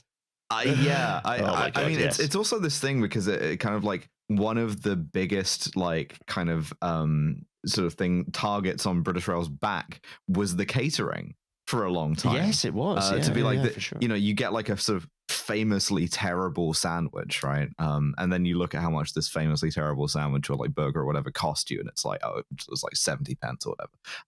As opposed to now where you get like still the worst food ever, but it costs you like a fiver. What exactly was in the sandwiches that made it so terrible? Like, I need a description of the British Rail sandwich. I can answer this for you by the fact that I was on a Trans-Pennine Express train, and a sort of large segment of the audience will kind of get a sense of where I'm going with this. And I had a vegan sausage bap that you could only describe as satanic. Sounds fascinating. Every different component of this was, I suspect, made of like a slightly different wetness level of cardboard. I don't know how I survived the experience, but like just like it meant to be hot, nominally heated, and like cold and hard as bone. I think British Rail, right, because people got used to the like very striking design and because it became invisibilized, became like dismal and banal to people, and so you get a lot of like sort of Clarksonian takes about it, where it's like, absolutely, you know, you get like sort of gray beef or whatever, and sort of like gray and navy blue and gray, and it's like the worst sandwich in the world. Exactly, yeah. And we kind of, it's exactly what you allude to. We inherited, because it was a state entity, we ended up kind of imparting our, and this is a kind of a general class thing, and there's all sorts of annoying British shit that gets wound into this, but like BR kind of like, whilst it's an incredibly good thing and incredibly successful on lots of different metrics, it kind of, we're about to jump forward to 1990, and we'll jump to the next slide in a second, but like it very much started to, well, not started to, it throughout its entire lifetime, like the upper classes hated it because it was, you know, it was the proles being in charge of a big thing, and in some cases being in charge of their beloved railway that they'd argued so much against, or their great grandfathers had argued so much against 100 years before. I do also note, by the way, in passing, that British Rail sandwich does have a like fairly extensive Wikipedia article. Of course it does. What I don't get is, you know, we don't. I mean, Amtrak serves some pretty mediocre food, but it's not like legendarily bad. God damn. The thing is, it built up a life of its own. Like, I don't think the sandwiches were ever that bad. They just kind of built up a bit of an allegory for being, you know, probably popularized by a Two Ronnies sketch or whatever. You know, they like built up this banality of like, oh, it's the state running things, and we have to like just shrug our shoulders at the banality of the state running things, and the idea that it wasn't. And to be honest, it's a little bit of that chip on the shoulder thing about those chippy Americans with their entrepreneurialism and all this shit. I feel like a post-Soviet Russian, right? In that, like, I'm not saying it wasn't bad, but I've seen the alternative. Under communism, at least you had somewhere to sit down. Yeah, exactly. Right. Yeah, exactly. Yeah, and everything they told us about communism was a lie, but everything they told us about capitalism was the truth. Yes, exactly. So let's jump towards the next slide. Sorry, Devin, I'm so sorry. We've slowed ourselves down a bit talking about sandwiches. I knew I would do this. Sectorization. Look at this shit. Look at every single one of these, a beautiful corporate identity. Look at Rail Express services. I know. Sorry. I'm trying to restrain myself. Southeast. It's like it's nice that it's the New Jersey Transit of Britain. My first commute to school was a Network Southeast, still just about networker. Was that class 365? I want to say. Yeah, very likely. The noise that those things make is like embedded in my skull at this point. I have fond memories. Actually, were you the southern end? It might have been a 465. Quite possibly. This would have been Shortlands out to West Dulwich, if that tells you anything. It would have been a 465. You're very close. It would have been a 465, also made in York, actually. Are those the ones with the slamming doors? No. They're plug doors. I still catch them today to go to Denmark Hill regularly. They're fine trains. They're fine. No, the slam doors are like in my head as what my dad takes to work at like Cannon Street, you know? And actually, I'm glad you bring those trains up, Nova, because BR hadn't just been like, oh, we've made our old knackered trains look nice. No, they'd by this point, so this is 1990, right? By this point, BR had absolutely turned things around. We had a railway that was it was incredibly impressive. Ridership had been climbing solidly since the mid 1980s. Average subsidy was as low as like 20% of running costs, which was amongst the most efficient railway in Europe. Like pretty impressive stuff. We had even in London, which funnily enough had ended up with a lot of the oldest stock being left over, we started seeing a rolling program of fleet renewals. So we'd seen regional railways getting new fleets. Obviously, Intercity had by this point, we were starting to see the appearance of the 225s as well. So we were starting to see fleet modernization right across the board, which is cascading stuff down and getting rid of the really old crap shit. So this was happening. You don't have a compartment. You don't have a door. You can't do the. I forget which sort of British eccentric this was, whose train went past his garden on the way home, and he used to like pull down the window and throw his briefcase into his own garden to save carrying it home. Mad Jack Churchill, quite possibly. That's the one. Yeah.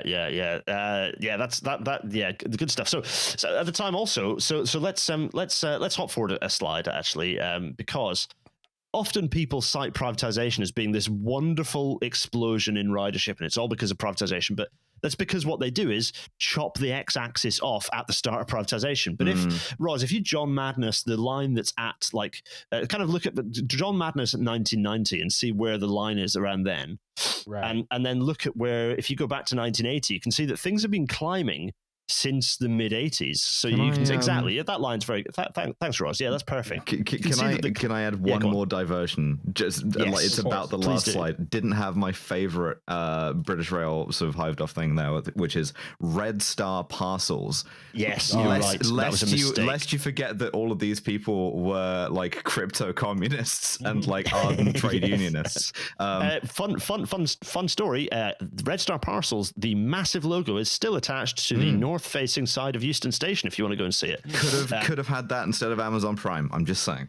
Literally, Red Star Parcels was the express rapid parcel delivery scheme that used like kind of basically passenger express trains to move stuff around. It's a very good idea, and we're as with so many things on the railway, in the process of very expensively reinventing it right now. So on the one side, you've got the ridership showing you how it dropped through from the kind of the post-war years, dropped through to the kind of the mid-80s, and then started climbing. And there are reasons why it dropped off again in the early 90s that we'll get to in a moment. They involved cocaine. But the next graph shows you the government subsidies, and showing that subsidies were extremely low through the late 80s. They climbed a bit for cocaine reasons in the early 90s, and then dropped again in the final years of BR. So next slide, please. And very briefly. I have a question. Oh, yes. Ask the question. I have heard that a good amount of this ridership uptick is like all TfL. Not entirely. A good chunk of it is, but no, actually, we had a lot of climbing usage in the cities outside of London as well. So it's not entirely London. Actually, I do have a version of this that splits between the different, but no, it's not quite that. Okay. It's perhaps that whoever told you that might have slightly oversold it. Certainly a major component, because funnily enough, the only place that we really built a good suburban and urban rail network was London. Funnily enough, when you build that railway, people will use it. Talking of London rail investments, so next slide, it's 1990, and we have this funny thing called Thameslink, providing the first high-capacity suburban rail link through London. Next slide again, we have planning for this funny old thing, Crossrail here, running. Yeah, so that's so all these optimistic things. If we go to the next slide, we were even talking about planning for new high-speed rail links between the Channel Tunnel, London, and the north of what England. What an idea. You could get a train from, from Rome all the way to Glasgow and have it be like 200 miles an hour the whole way through. Yeah, even on a slightly more mundane level, we had this funny project called the Transpennine Route Upgrade being mooted in 1990. Very interesting. So that's the next slide. Sorry, Roz. I did say this. We'd get through them at a whack. So yeah, the Transpennine Route Upgrade here, which I'm sure that is long delivered. That electrification presumably finished in the mid 90s. Well, you could go to Hull. You could go to Hull. You could go to Hull. You could have some kind of a Transpennine Express. Yeah. You could, yes. Actually, interesting. The Transpennine Express was a brand name that BR came up with and did stick on some of their funny curvy window glass-fronted DMUs for a while. And actually, if you want to read about some of the stuff that BR was in the process of doing in 1990, then you can go to the next slide, please. You can have a look at this nice report called Future Rail, the Next Decade, with this sort of nice, optimistic thing. The trouble is, as soon as this document was published, the fact that we have to, of course, jump forward to next slide, please. 1991, and there's this guy appearing. Firstly, shout out to my dad's leather jacket. Weird. Hey, we're the same age.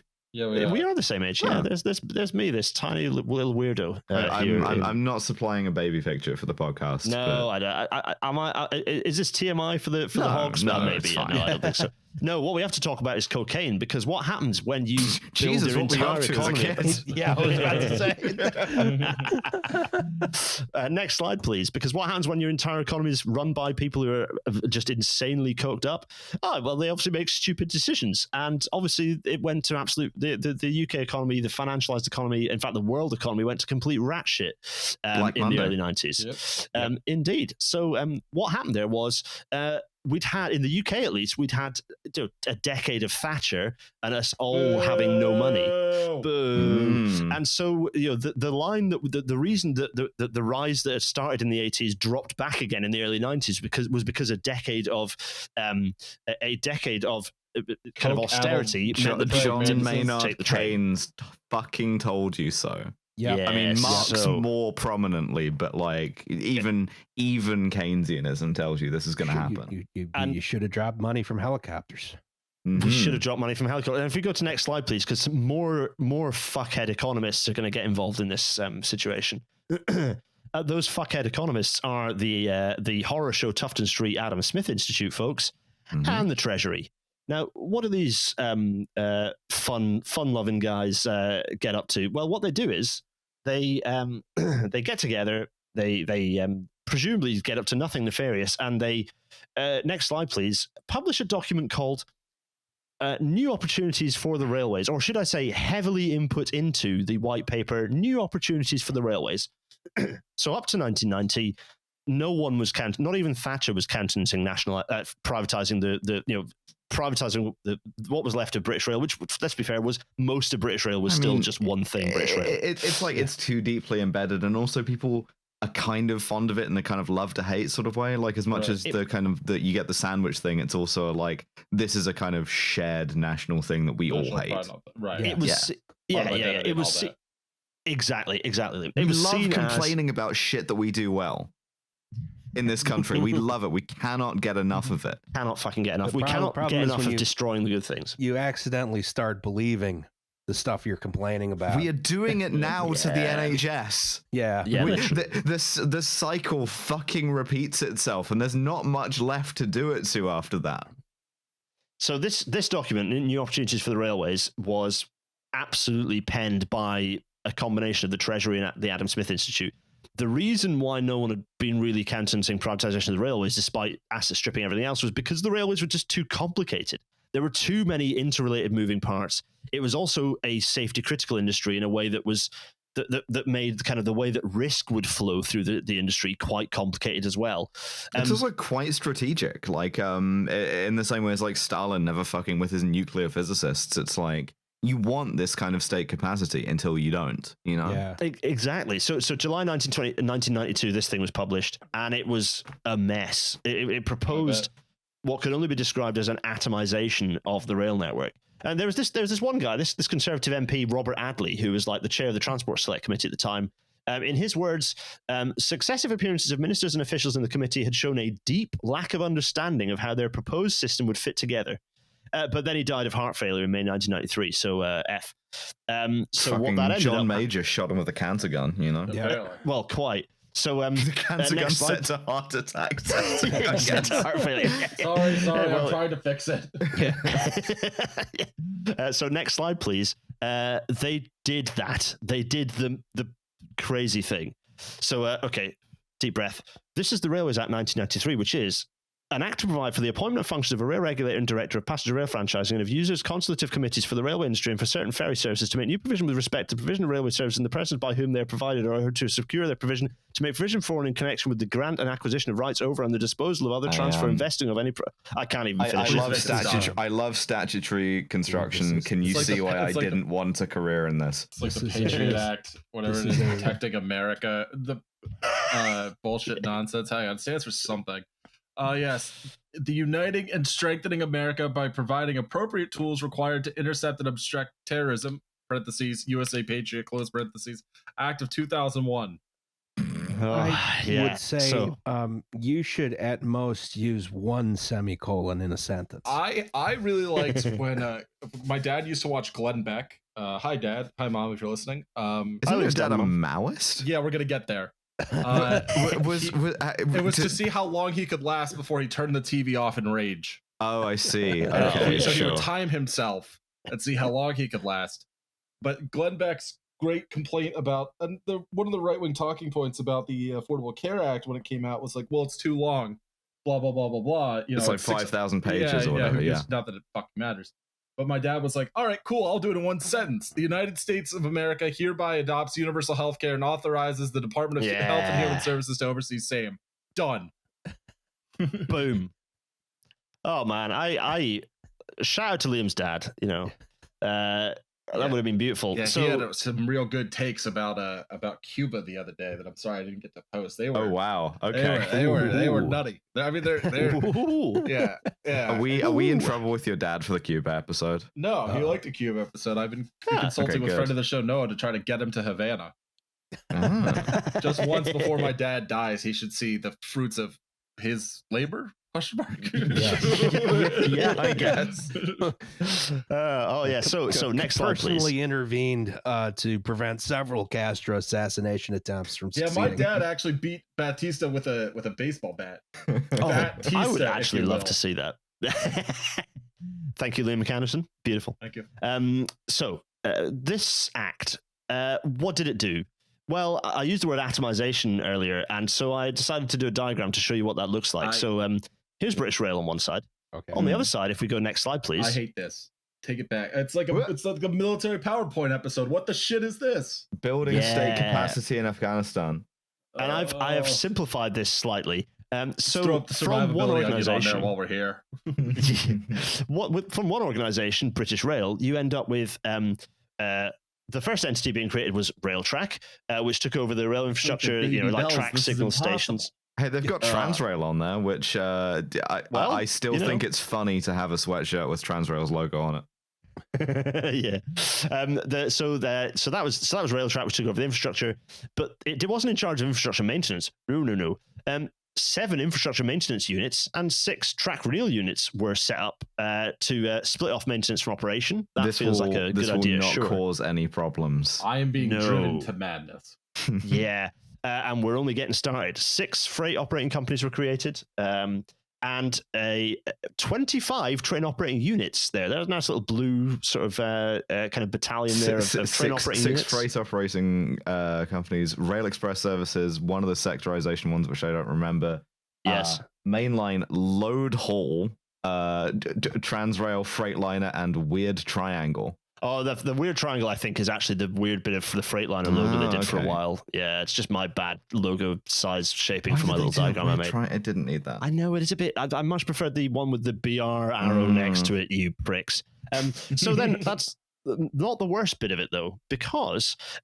we end a whole bunch of regulating and franchising authorities and safety regulators and economic, but the evilest part of this, the most evil part of this, I talked about the fact that BR had scrimped and saved to have this rolling program of rolling stock kind of renewal, and there's we ended up by this point quite a decent fleet in terms of age. Like, okay, lots of Mark 1 stuff still floating around, but actually, the BR had kind of got into a rolling program of fleet renewal.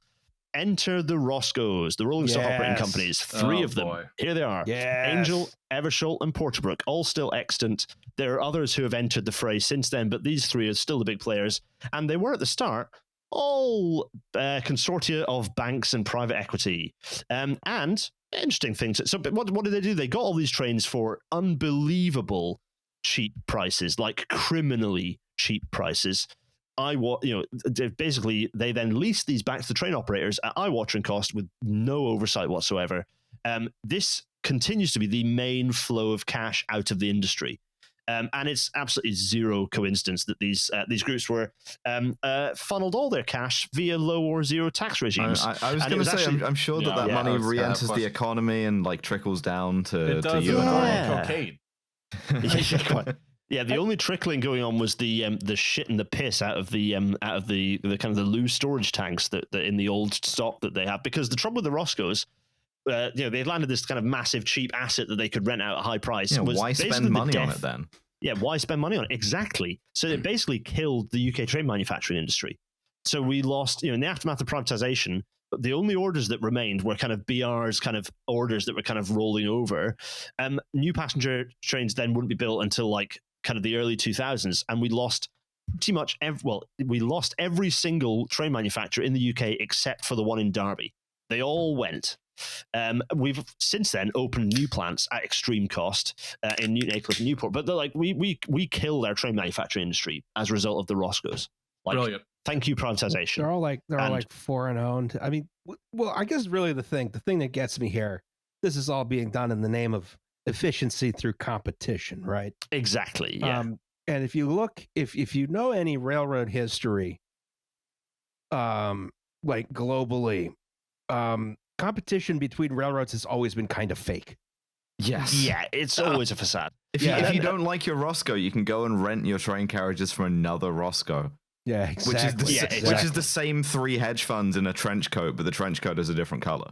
Whenever there's like actual competition going on, it's always destructive, and it leads to a rate war that eventually drives both companies to bankruptcy. Yeah, if they were serious about this, Roscoe's would be going out and sabotaging rolling stock of other companies, putting the windows in with ice axes and stuff. Well, I need a guy with a really evil mustache. Did you just say the phrase funny you should say that?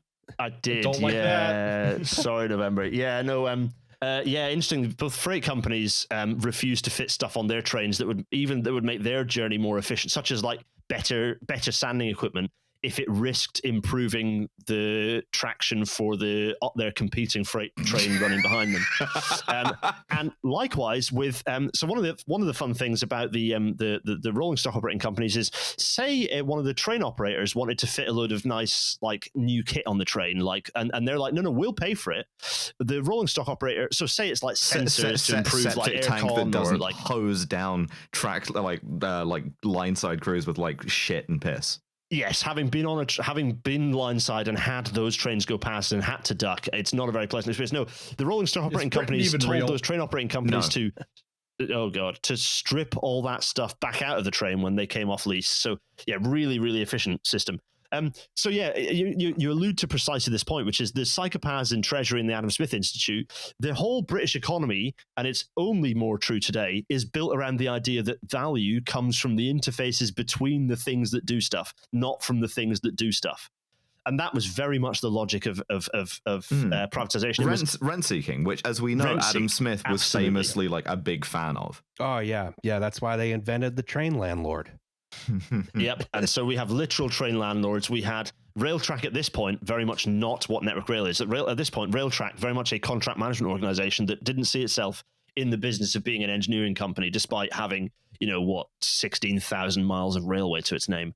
And also a whole bunch, the same number again of engineers, skilled engineers that it promptly attempted to sack or just generally make their life horrible. So don't these Roscoes also cause problems with like the availability of rolling stock? So you wind up with the wrong train on the wrong service. Why is my train to Glasgow Central one carriage filled, every inch of it filled with people? the thing about having a lease, the thing about leasing a train is that the more coaches you lease, the more expensive it is to lease the train, and so you end up in a situation where so for your train might be full. You don't want a super full. Basically, you end up with a situation where trains are way too short, right? And also, it's not just there are lots of other reasons why trains are short, but you also, by consequence of that, you remove some of the incentives to fix the infrastructure reasons why trains have to be short as well. So all of this incentivizes a situation where the railways either get shitter or the rate at which they were improving slows down massively. Now, let's maybe, everyone watching and listening to this, you thought this was just going to be one of those kind of systemic, big picture disaster episodes. No. Let's go to the next slide and ask, how did this go? Poorly. Episode in itself, Yeah. So we've not done any of these 4 because, oh boy, there's another one. So this is the Southall crash, the Southall rail disaster. The root cause of this was a lack of effective communication between the fragmented parts of the new industry. Whoops. All sorts of horrible things going on here of like protection systems being isolated and trains crossing and signalers doing this and drivers being stupid and not trained enough, and lots of this driver was a bit stupid, but actually it was very much a failure of the new fragmented structure. And it resulted in be able to death. Withstand a stupid driver. Yeah, exactly. That should exactly. Yeah. Like this was not good. So 7 people were killed, 140 others were severely injured. Very much not good. So I'm sure this is not the we're not going to see another one of these. Next slide, please. Oh boy. Yeah, so only just up the line, 2 years, so that was 1997. In 1999, 31 people were killed at Ladbroke Grove, which was as a result of poor safety regulation and poor safety oversight of the new railway structure. Oh dear. Yeah, and this is a pretty horrific. I mean, we talk about those nice turbo network of turbos that go around, the nice aluminium bodied thing. The first car and second car were basically burst open by being hit head on by an HST going at full tilt. Not good. Is this the one that there's like a pretty graphic video of? There's like a fake CCTV video of this. I'm not sure if there's a real video of this one actually. There is a YouTube video, and I'm not sure it's but maybe it is the real one, and I've just told myself that it's fake to deal with the fact that it's a horror show. But I thought it was like maybe upscaled a bit. I'm not sure. Yeah, possibly. Yeah, maybe it might be that it was from like a Dispatches episode or something, like some documentary, and they kind of upscaled it. But yeah, really, 31 people dying. That's a really nasty rail crash in the UK. It's worth saying, as we get to the midpoint of these horror shows, that overall safety did continue to improve through these are some big, prominent, very public failures and crashes, but overall safety did continue to improve on the rail network. I do just want to put a flag in the sand on that. And that's not because of privatization. It's because you still had all the same people working in the industry and going, actually, I kind of want safety to get better. There are some other secondary inadvertent side effects of safety that maybe were improved by privatization as a result of everyone becoming super risk averse. But I still think that as we go to the next slide, please, we will. So this is Hatfield in October 2000. And this is an accident that I want to spend just a minute longer talking about. I mean, this is a disaster podcast, so maybe we should spend longer talking about these. We can just do all of these as episodes in due time, This is exactly, and they would be very interesting to do so because they are all pretty frightening in different ways. So this failure was specifically an infrastructure failure, and it is pretty instructive on me as a track engineer and how we do track engineering, both in the design of railways and also the maintenance and inspection of the rails themselves. But I just want to read from Some Twat's book, actually, page 123 of Some Twat's book. So basically, I just want to quote from what the report started talking about when about Railtrack, right? So we always talked about the fact that Railtrack had been formed, the fact that it saw itself primarily as a contract management organization. It retained as little of its specialist engineering knowledge as possible by its very design. And kind of the structure of the industry around it involved kind of various separate contractors, subcontractors. Those like infrastructure maintenance units and track renewal units. They're just like all run by like companies like Jarvis and like First Engineering and all these sort of things that, question mark, red flag raised. So like skills and knowledge were like deliberately split apart in such a way that no single responsible person was both competent and empowered enough to like match engineering knowledge to decision making. So it's worth saying. So what is like, it was deliberately split up so that if you knew stuff, you had absolutely no power. Right. And if you were like, so no single person had both the knowledge and the competence and the knowledge, competence, and decision making. Well, and those high up enough the tree. We got to put the MBAs in charge. They know how widgets literally, work. Literally, right? Because all the guys who are like supposed to be in these like safety oversight roles were consciously just MBA guys. Yeah, no, we're doing business success here. We're doing super business success. Business. Yeah, I'm finding efficiencies. I'm engaged in like sort of contracts awarding. I'm efficiency maxing. I'm finding. I'm doing unrealized widgets. gains. Yes. I'm selling train tickets. Yeah, I'm doing it, Mom. I'm doing it. So MBA just should be rounded up and executed. Yes. Before, 100%. One of Robert E. Lee's other horrible contributions to the business world. Business school. Well, at least, Well, shove them all to the end of Brighton Pier. So that's a lot of people pushing off a pier, man. I know, right? That's a big pier. So, just for clarity, what happened at this accident was that a length of rail about 35 meters long shattered into about 200 pieces underneath a train going 115 miles an hour. Jesus. This beautiful Intercity 225. 35 meters of rail shattered like a dropped vase into over 200 pieces. There are a few pieces at the National Rail Museum now you can go and see and kind of say the word fuck under your breath a few times out when you look at them. And the train going around a curve swang to the outside of the curve, and the restaurant car, the kind of the shop car bit, hit an OLE mast and was ripped apart, and all the fatalities were in that. In that vehicle. You're just buying this kind of like early privatization sandwich thinking, can my life get any worse? Kill me sure now. Can. Don't worry. You're just immediately taken out by a catenary pole, Or worse, you're the staff member serving the thing, and then unfortunately it was mostly staff who got killed in that car. 4 of them wiped out in their absolutely horrific, along with a lot of injuries. It's pretty unpleasant. Thankfully, it was reasonably isolated because these Mark IV coaches were really decent in a crash, and kind of the design of that particular car just managed to sort of snatch a lot of the energy out. So this could have been a lot worse. Thankfully, it wasn't, but still, really horrible. So I'm just going to read out. So the thing that led to this was the fact that there was an absolutely shagged rail that they knew they needed to take out and replace, and they basically couldn't get maintenance. They didn't really understand quite how bad it was, or the people who didn't have the power to tell the others that it was that bad, and they couldn't get access to actually replace the rail in the first place. So I'm just going to quickly read a thing, because this is going to make you all miserable and really angry. So the outsourced maintenance contractor did not comply with engineering standards in relation to defect management or carry out inspections to the level of detail required. They did not employ staff competent to inspect or assess track defects, or the maintenance techniques employed to minimize the risk resulting from them. Grinding trains that could have prolonged rail life were operated by a separate contractor and infrequently. And guidelines as to the use of grinding trains were held by Railtrack's central engineering team that no one had access to.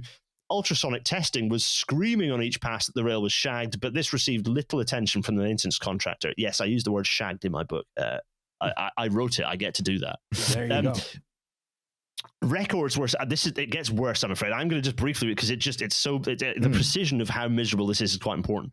Records were sent to Railtrack's zonal management, but few staff at this level were capable of reviewing those records. The view of its highly paid executive staff was that Railtrack was a contracts manager, not an engineering organization. This led to contempt for engineering skills and the recruitment of totally unqualified staff, among whom there was also high turnover. Hooray! The zone compliance and engineering manager responsible for the section track around Hatfield failed to comprehend what track work was being undertaken and what was required. And I'm quoting here, because of its technical nature.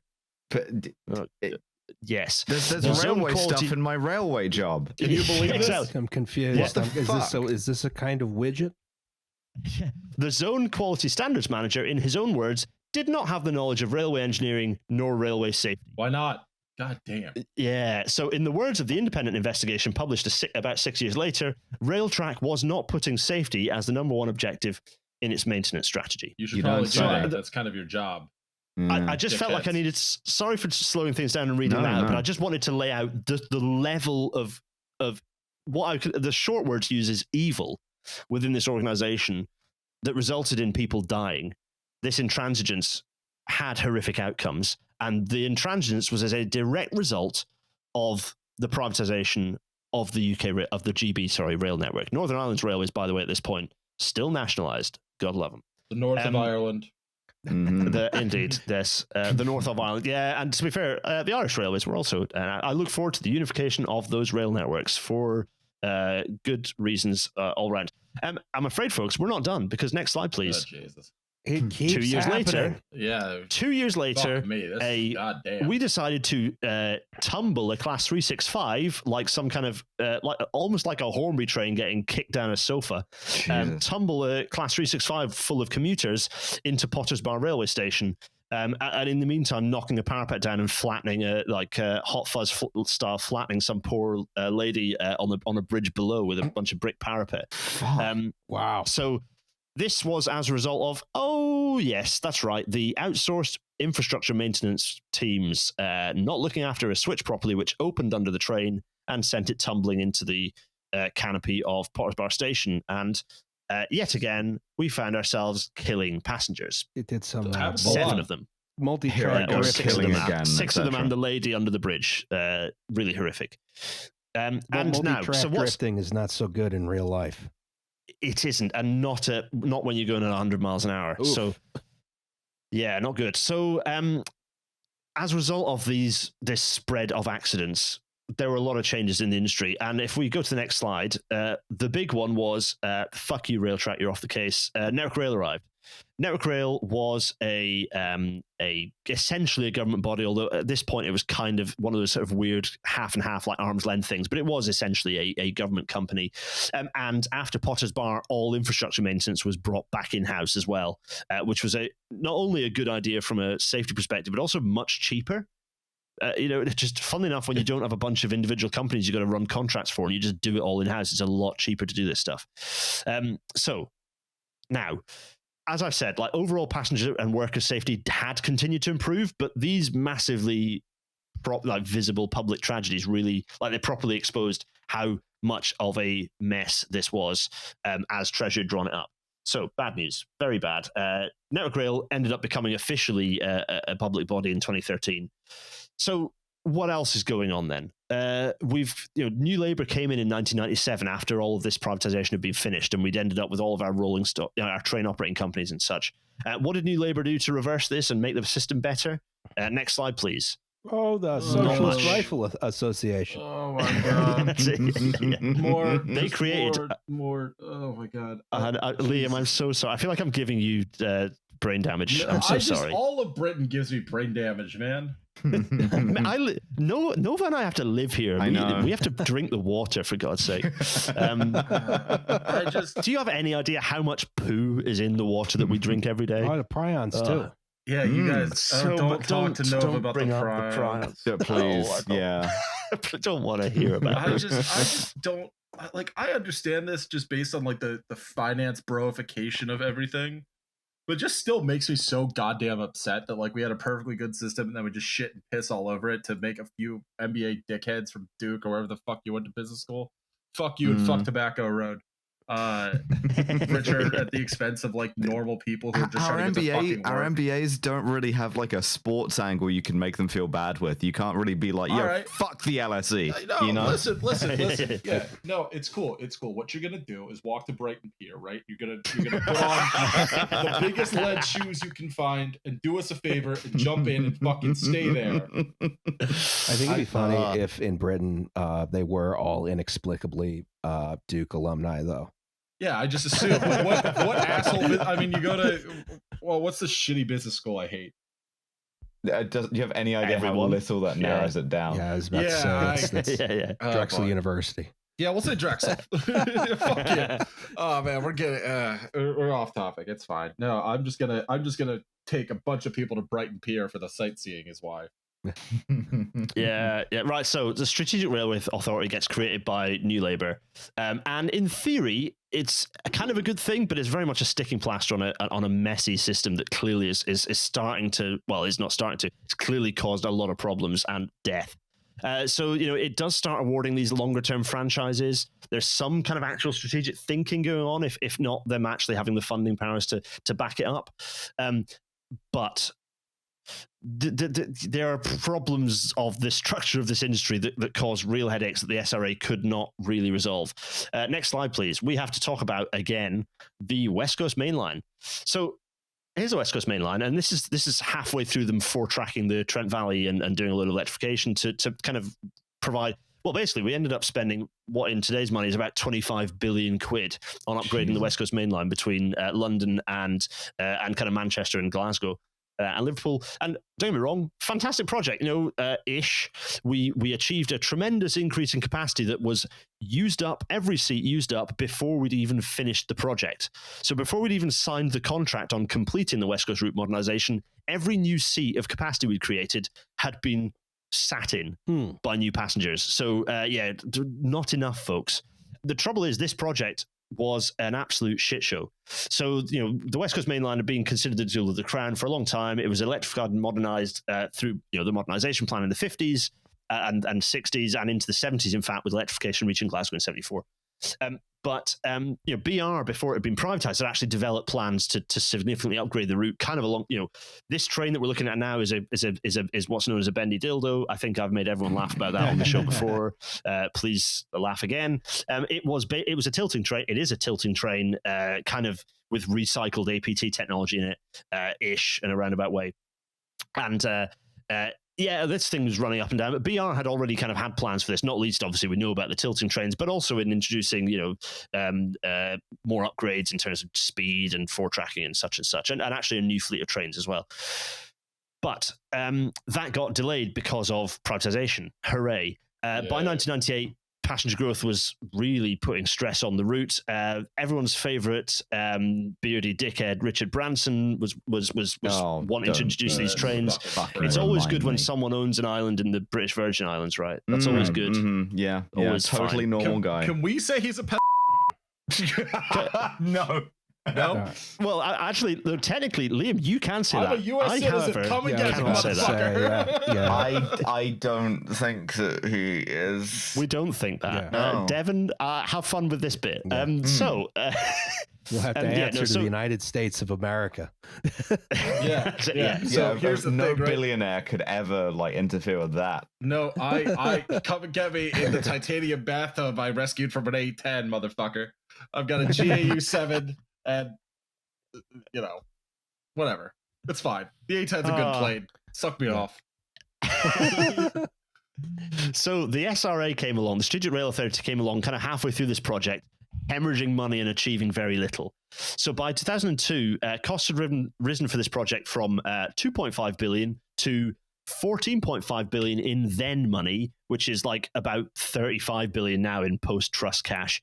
And the scope of the project had been significantly curtailed. So this thing was supposed to provide in-cab signaling, 140 miles an hour everywhere, and it was no, 125 miles an hour, regular ass signaling, less capacity improvements. But they still delivered it. But basically, any benefits that it actually afforded in terms of increased capacity were pretty much immediately absorbed. And indeed, before the main works had even completed in 2008, it became quite clear that we still need to do that new high-speed line that BR had started talking about in 1990. So West Coast route modernisation had made Treasury angry again. So next slide, please. I just want to issue a correction. It's a GAU 8 for you all before I get another laser pig video made about me. You're really taking that to heart, Yeah, I will never surrender my stolen GAU 8 and titanium bathtub. I keep it right next to Roz's basement nuke. That's not mine. So, right, the Strategic Rail Authority had kind of provided the rail industry with some level of long-term vision and a decent amount of organizational kind of autonomy. Rail Tracks Demise kind of slowed it down, but they started awarding these 20-year franchises, which did help fix some of the stupid issues of the early kind of privatization years. This, however, was an absolute anathema. This kind of long-termism was basically made everyone in Treasury get a tummy hurty. And so what they did was, next slide, please, they killed it. Yeah, they just killed the Strategic Rail Authority. Okay. You're gone. You're off the case. So yeah, that was like, how many years was that? Not many years, like a few years the Strategic Rail Authority existed for, and then it was killed off. And that was kind of like, yeah, Treasury, their last gasp. Well, if only it was their last gasp. That was Treasury going, no, we're in charge. And so a lot of stuff ended up being brought back into the DFT.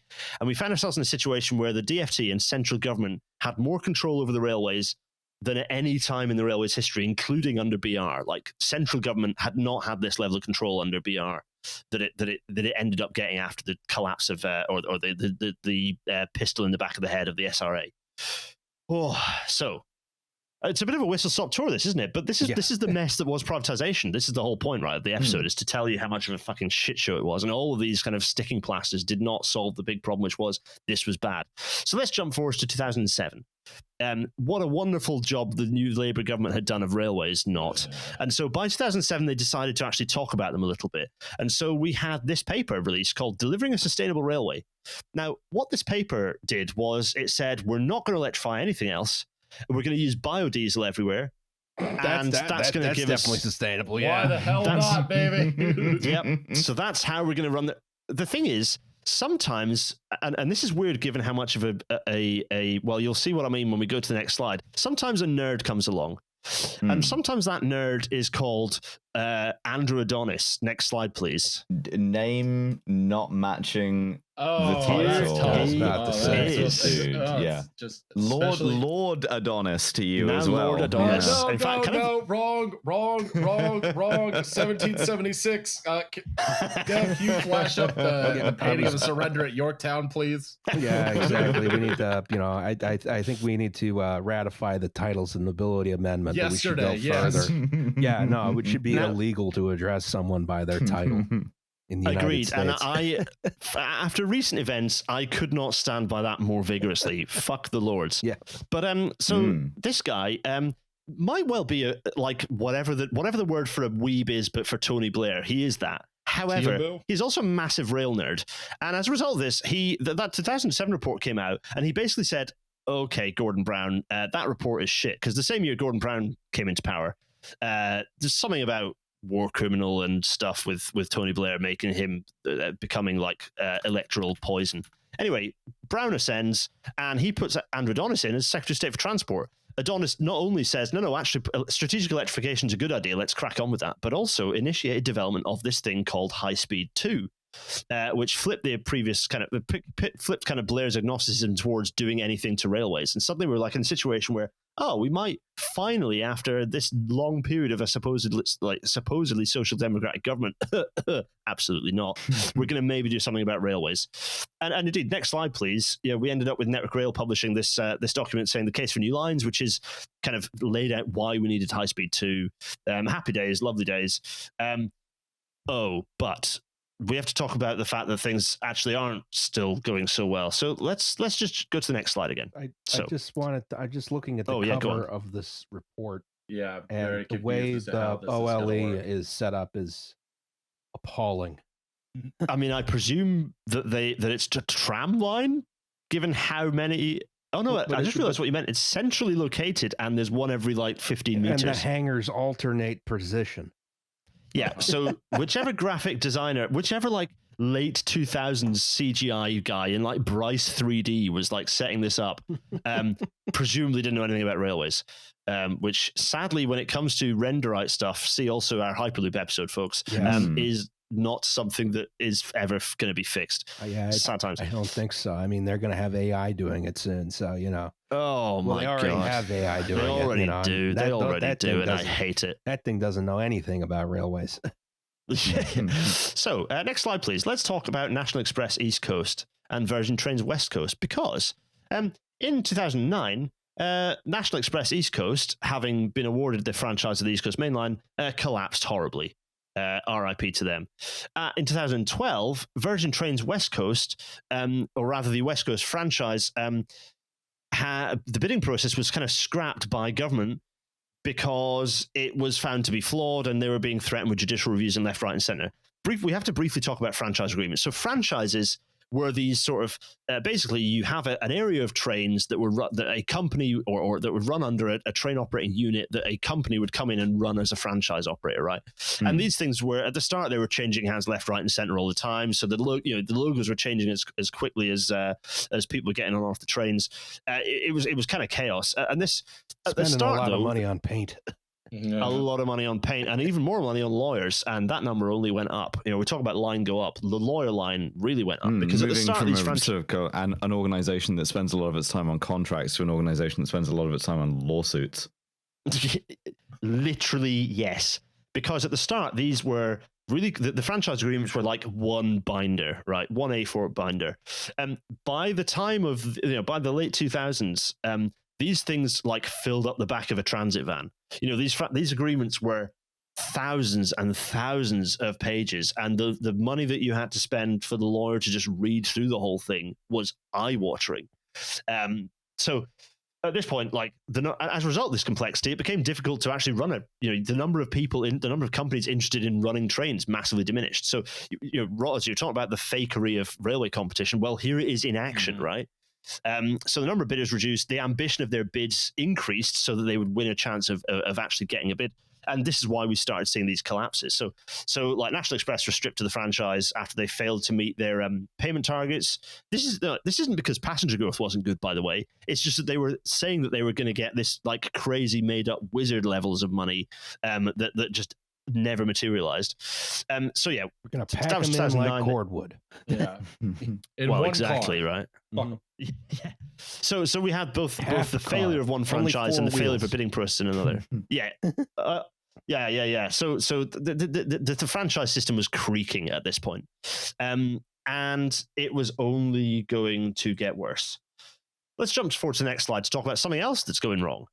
Because one of the things that British Rail had done was strip out all the fat of the system and made it really efficient. I said it was running like one of the most efficient railway systems in Europe. The trouble when you then privatize that and tell the private companies to find more efficiencies is that there aren't any, other than the big lever that says fuck over your workers. Yes. And so by 2016, that's in a very big way what was happening. And so we were seeing changes to the responsibilities and the roles of staff, because the only lever left to these private train operators was fuck around with staff T's and C's or staffing levels. And so in 2016, we started seeing enormous levels of strike action, just a huge escalation in the level of strikes that were happening, kind of spearheaded by the RMT, but absolutely ASLEF were there with them. There were no levers left to minimize costs. And so this is where, and in a way, this is really the only thing that the private train operating companies existed to do, right? It was to act as a shield against public outcry, and also as a way for government to say, well, it's not us fucking over you workers, it's the private train operating company that we've told to. You're not mad at me, you're mad at TransPennine Express or Avanti West Coast, right, Sure. They look at American railroads and the obsession with operating ratio, and they saw that and they're like, that's a good idea, we should have that here. It sounds like something we should do. Right. Yeah. Of course. So everyone will be glad to know that we're heading towards the climax of this story, and it's not a good climax. So next slide, please. Sorry. Thanks, Liam. Gotcha. I'm glad someone lied. So So next up we get. So let's talk again about our Roscoe's, right? So we've already talked about the annoying things that Roscoe's relating, but one of the other things that Roscoe's had incentivized was because why would you buy new trains? Was a freeze in train procurement. So we had a trickle of new trains popping up. But in 2016, we had a record-breaking order for new trains, like an enormous order for new trains, and nowhere to actually build them? ?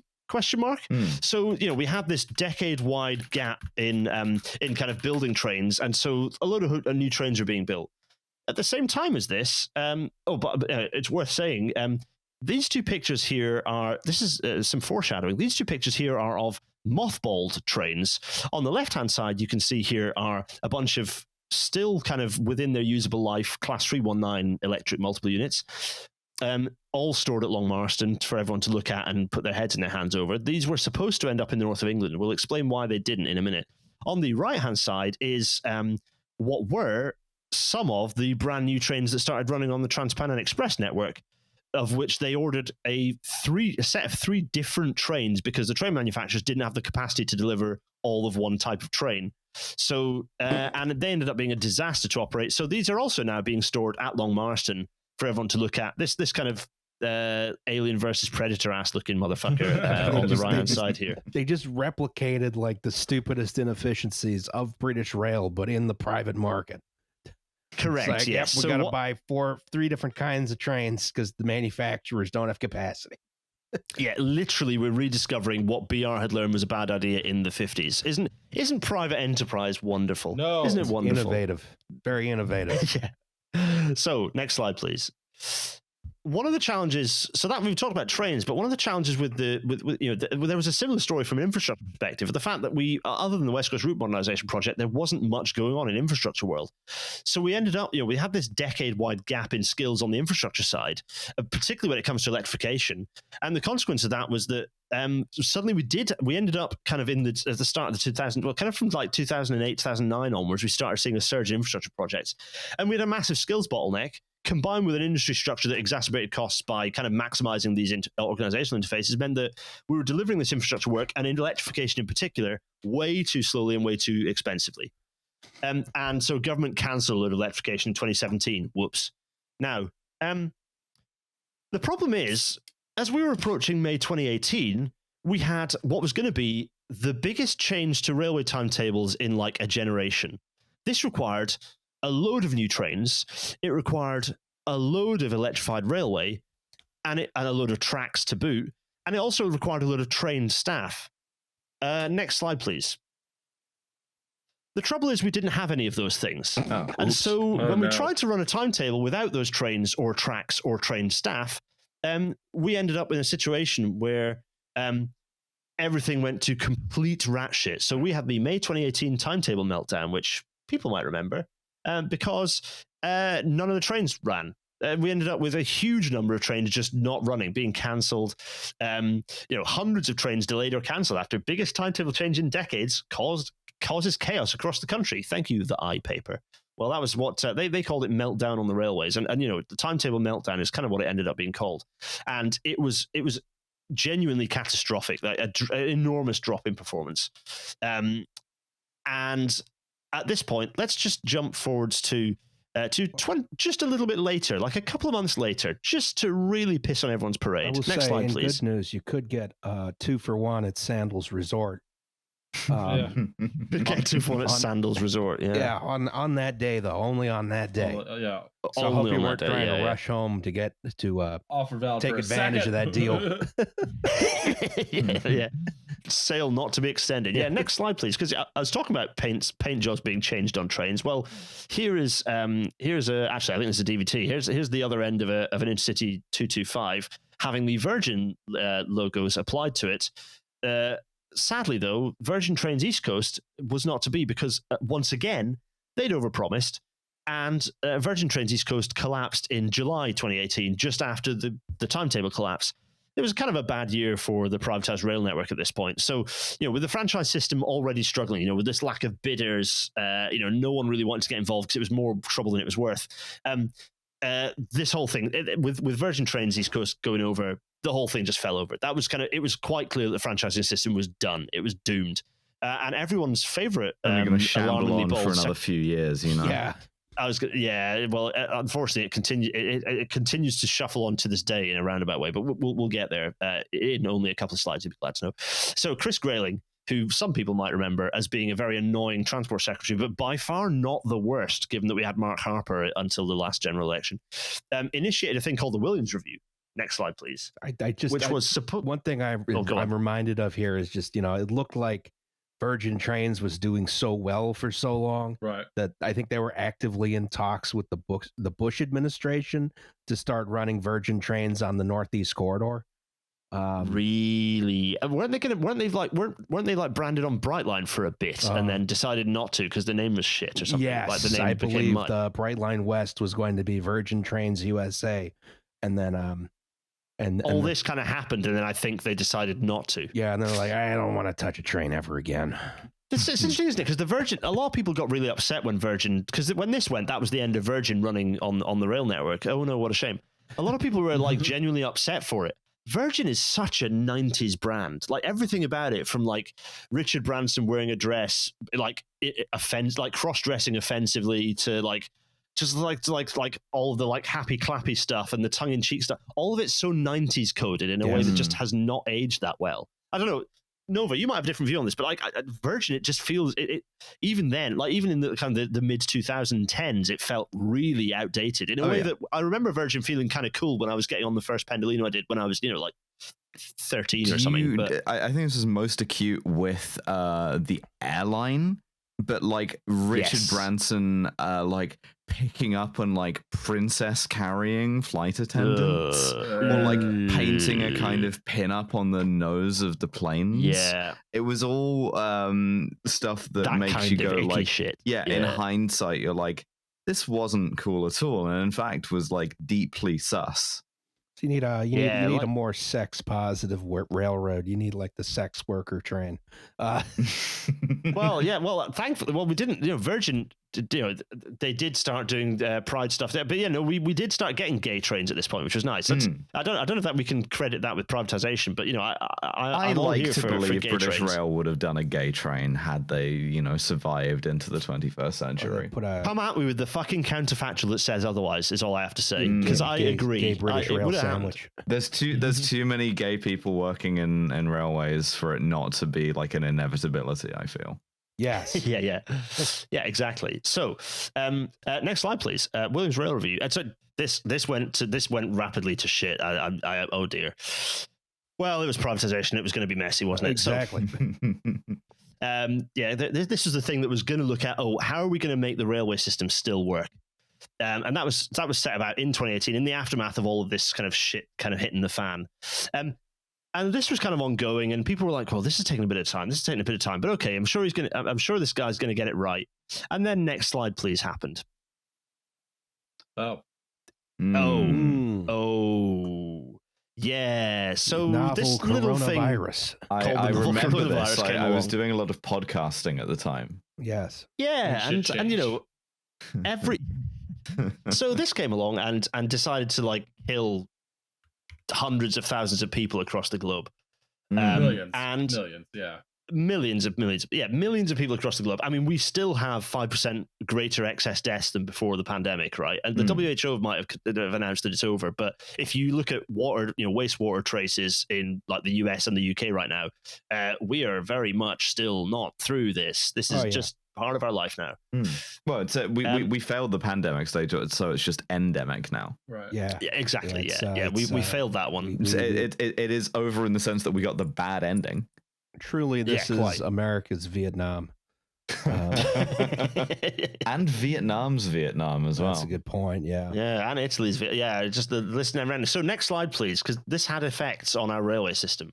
Namely, no one was on it. This is a trace of like the railway usage as a percentage of pre-COVID levels. So the top line is cars and taxis in red. The middle line is bus services outside of London, and the bottom line is national rail services. And you can see that everything dropped to 5% of pre-COVID levels, and it took a bit of time for us to get back to where actually, with the benefit of hindsight, the curve is quite a nice fit actually from when it dropped to the bottom to kind of coming up to 100% again. We are back at, by the way, and I know I like to shout this every time I'm anywhere near a microphone, we are back and indeed above 100% ridership on the GB rail network. So don't let anyone else tell you otherwise. Patterns might have changed a bit, but we are right back up there again. But it took us a bit of time. This is immediately obvious to you if you were trying to squeeze into the one car leaving from Euston, Yeah. You and 3,200 of your best friends. Yeah. So in March 2020, the coronavirus, we had 5% of pre-COVID kind of ridership, and the industry was put on life support. All franchises by the end of March were transferred onto emergency concessions, and that was it. That's the end of the franchise system. It was gone, killed, stone dead. One of the only welcome casualties of COVID-19. Yeah, absolutely. Yeah. This thing's in hospital on ECMO, and I'm busy trying to kick the shit out of it. They're still branding everything in like these different ways. They're like, okay, now we have LNER back, right? Mm-hmm. Yeah, and then this has kind of started happening. We talked about this. Actually, November, you and I have talked about this on other media platforms about like this branding of these trains kind of popping up, and that was actually a bit of a fad of the Department for Transport even before this started happening. They started going, "What if return with a V?" Mm-hmm. But anyway, so we have the Williams review. Finally, we get the response to that with all this chaos kicking off. Next slide, please. We finally get the Williams Shaps Plan for Rail, which sounds like a kind of a prog rock band, right? As the outcome of the Williams Rail Review. And they say, we're going to have great British railways. That's going to be the future. The age of innocence is back. Crickets on the village green. We're going to re-gauge the GWR to 7 feet. yeah, exactly. Isabel Kingdom Brunel rides again. So we'd had 3 years to get to the point of this thing being published. And then we continued to do nothing for another 3 years, other than erode all the stuff that had been going properly. For example, next slide, please. High Speed 2. The only strategic view, we've done this to death on the pod before, so we're not going to do it again. But yeah, so Sunak, as one of the last things he did was kill HS2. And so we really had wrecked up that. So the franchising system was dead, but nothing had come to replace it. So the industry was in a horrifying, arguably worse than things had been, limbo, and we just lost our main strategic plan for the future. Great success. Long-term decisions for a brighter future. Thank you. Hi guys. Thanks, Rishi Sunak. We forgot how to run trains. Yeah, we forgot how to run trains. Art lost. Yes. So, is there hope though? So, next slide, please. Is there some hope? So it's worth saying at this point that the privatized rail system, as it existed before, is pretty much entirely dead. The only part of it that survived because like successive like secretaries of state and ministers have thrown their bodies in front of the bullets to protect it are the Roscoes. The Roscoes continue to exist, and indeed, here is the pre-election Labour Party publishing their Getting Britain Moving plan, which is basically their thing saying we're going to just do what the Williams plan said, but with more like flag shagging stuff on it. Along come Labour and say, look, we're gonna get Britain moving again. We're gonna do everything they said, but obviously we're gonna leave the rolling stock operating companies exactly as they are.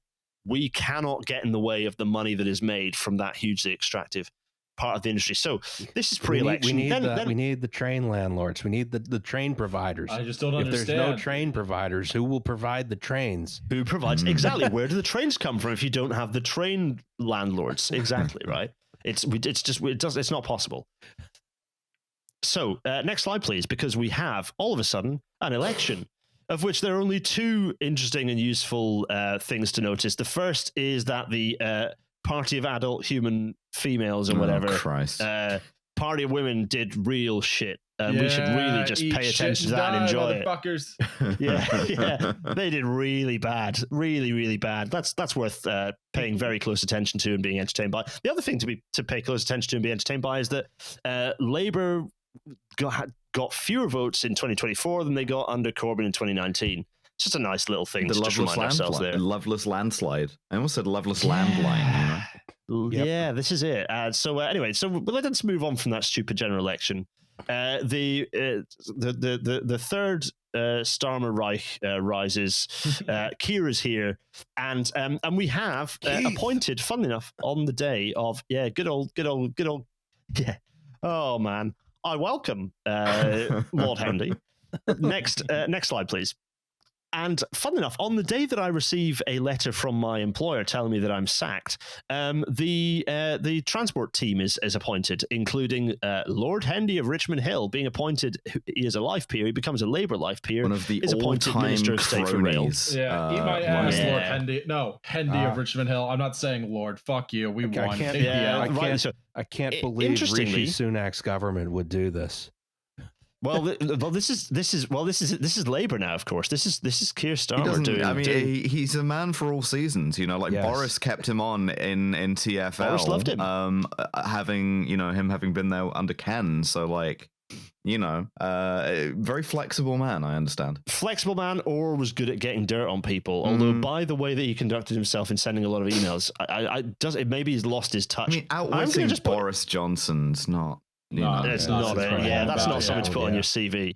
Yeah, I will put in a word for the youngest member of the cabinet, which is Louise Haigh, who I do still stand by actually being a good Secretary of State for Transport. I think she's actually good. She cares a lot about buses, which is genuinely important, and I think she's good. I think she's surrounded by a load of tawdry men, of which boring, useless men who think they're better than she is. And you know what brings me joy is that after all of the Hendy shit went public, Louise Haigh will have had him in a room in a meeting without biscuits or coffee, and she will have got to dress that prick down, and good grief, and by which I mean, sorry, that's a Britishism, I mean shouted at him. And the idea of Louise Haigh, who is young, has funny coloured hair, shouting at this nasty old establishmentarian git brings me immense joy. Immense joy. Anyway, so they bring forward their bill right on the week that I go live with telling that their rail minister is a corrupt piece of shit. They come forward with the Passenger Railway Services public ownership bill. Yay, it's another bill, another change. But this time it's to basically bring all of the already collapsed franchise kind of what are now concessions into public ownership as their contracts expire, which is pretty revolutionary stuff there, folks. Wowza. Meanwhile, nothing has been fixed still. HS2, Labour have shown no signs of doing anything on it. There is no rolling programme of electrification. Rail accessibility is a little better now than it was in 1993. Capacity is deliberately being constrained once again by increasing ticket prices. Everything's a mess.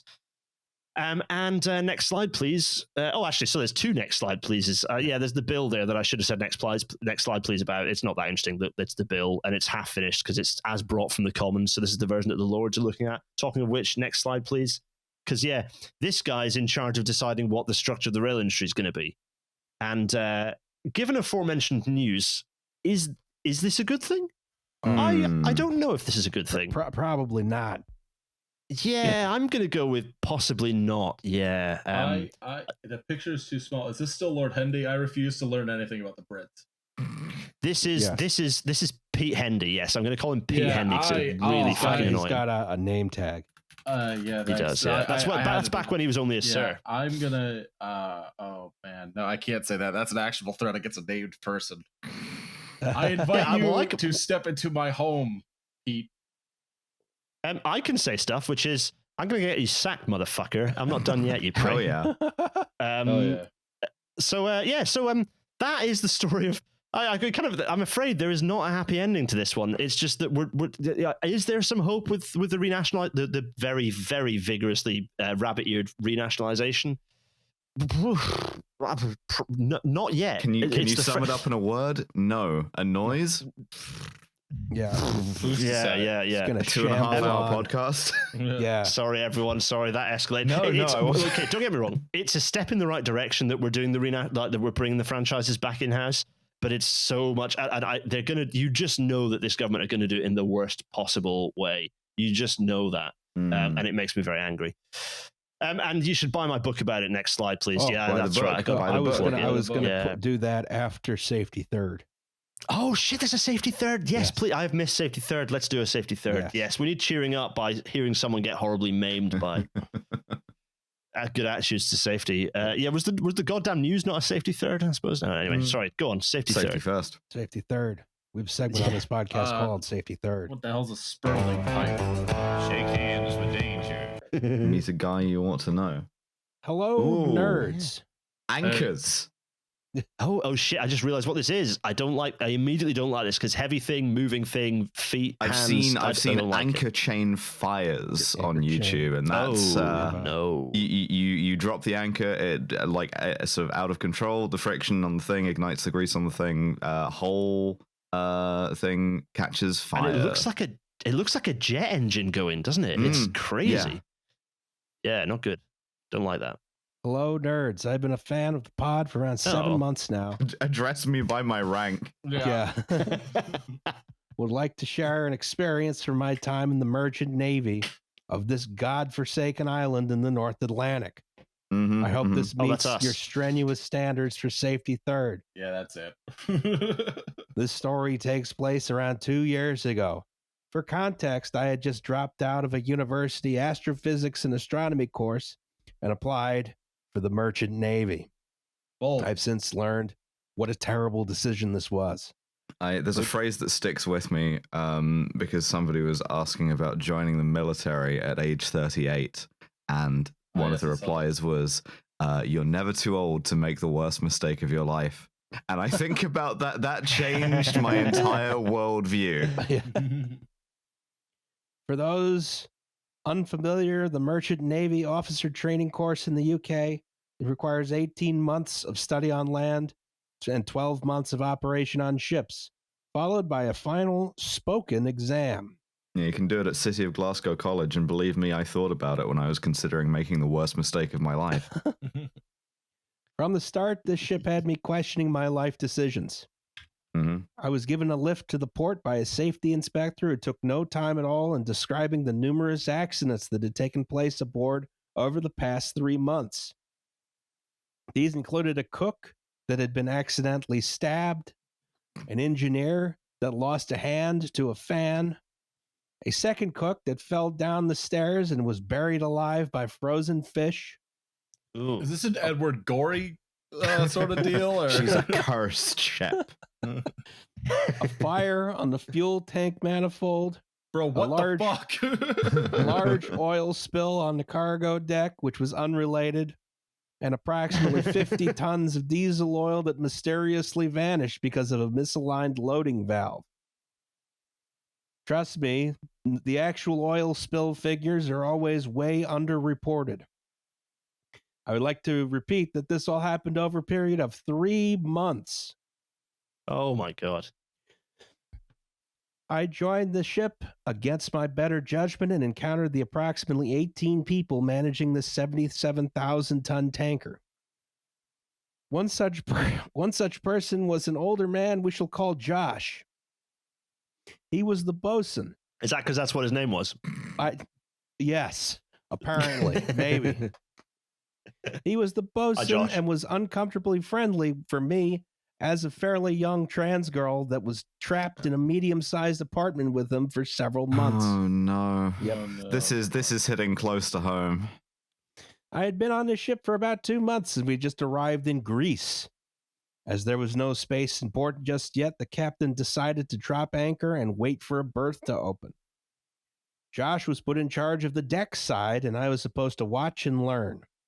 Now, the normal procedure for anchoring is to conduct several brake and winch tests, to open the guillotine, which is a big metal bar that holds the anchor chain when you're in open sea, which is labeled here as a riding chock.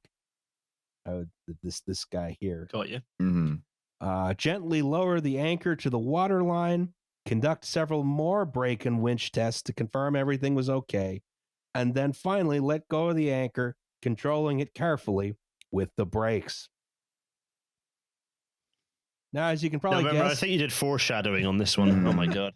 As you can probably guess, this was not followed in the slightest for reasons of it's slow. So what actually happened was open the guillotine, disconnect both the winch and brake in quick succession, let the anchor free fall, and lean over the bow and guesstimate when to reapply the brake. Oh, God. Or at least I think that's how it went in Josh's head, because nothing happened. The anchor and chain were trapped by some tangle in the system somewhere, and they didn't move an inch. You'd think this would be a sign to backtrack and do things properly, but not for Josh. Oh, it never is. Josh walked right up to this person-sized chain, stuck his leg deep in the hose pipe. No, Josh. That's bad. Joshua. Yeah. And started kicking. Don't do that. Oh, no. How attached are you to your leg? How attached to your leg would you like to be in future? How attached is your leg to you? I think it's pretty obvious, but some of the ways this could kill you include, but are not limited to, ripping off your leg, getting yourself crushed by a shift in the chain, or being sucked through the hosepipe while it contorts you into whatever shape it so desires and then drags you screaming to the salty depths. Getting the kind of black hole, like Schwarzschild radius experience on Earth. I would at least use a stick for this. Getting Byford dolphined in one atmosphere of pressure. Yeah, exactly. That requires a special kind of circumstances. I believe volunteering your foot for flensing. I believe this is a prime opportunity to use a stick.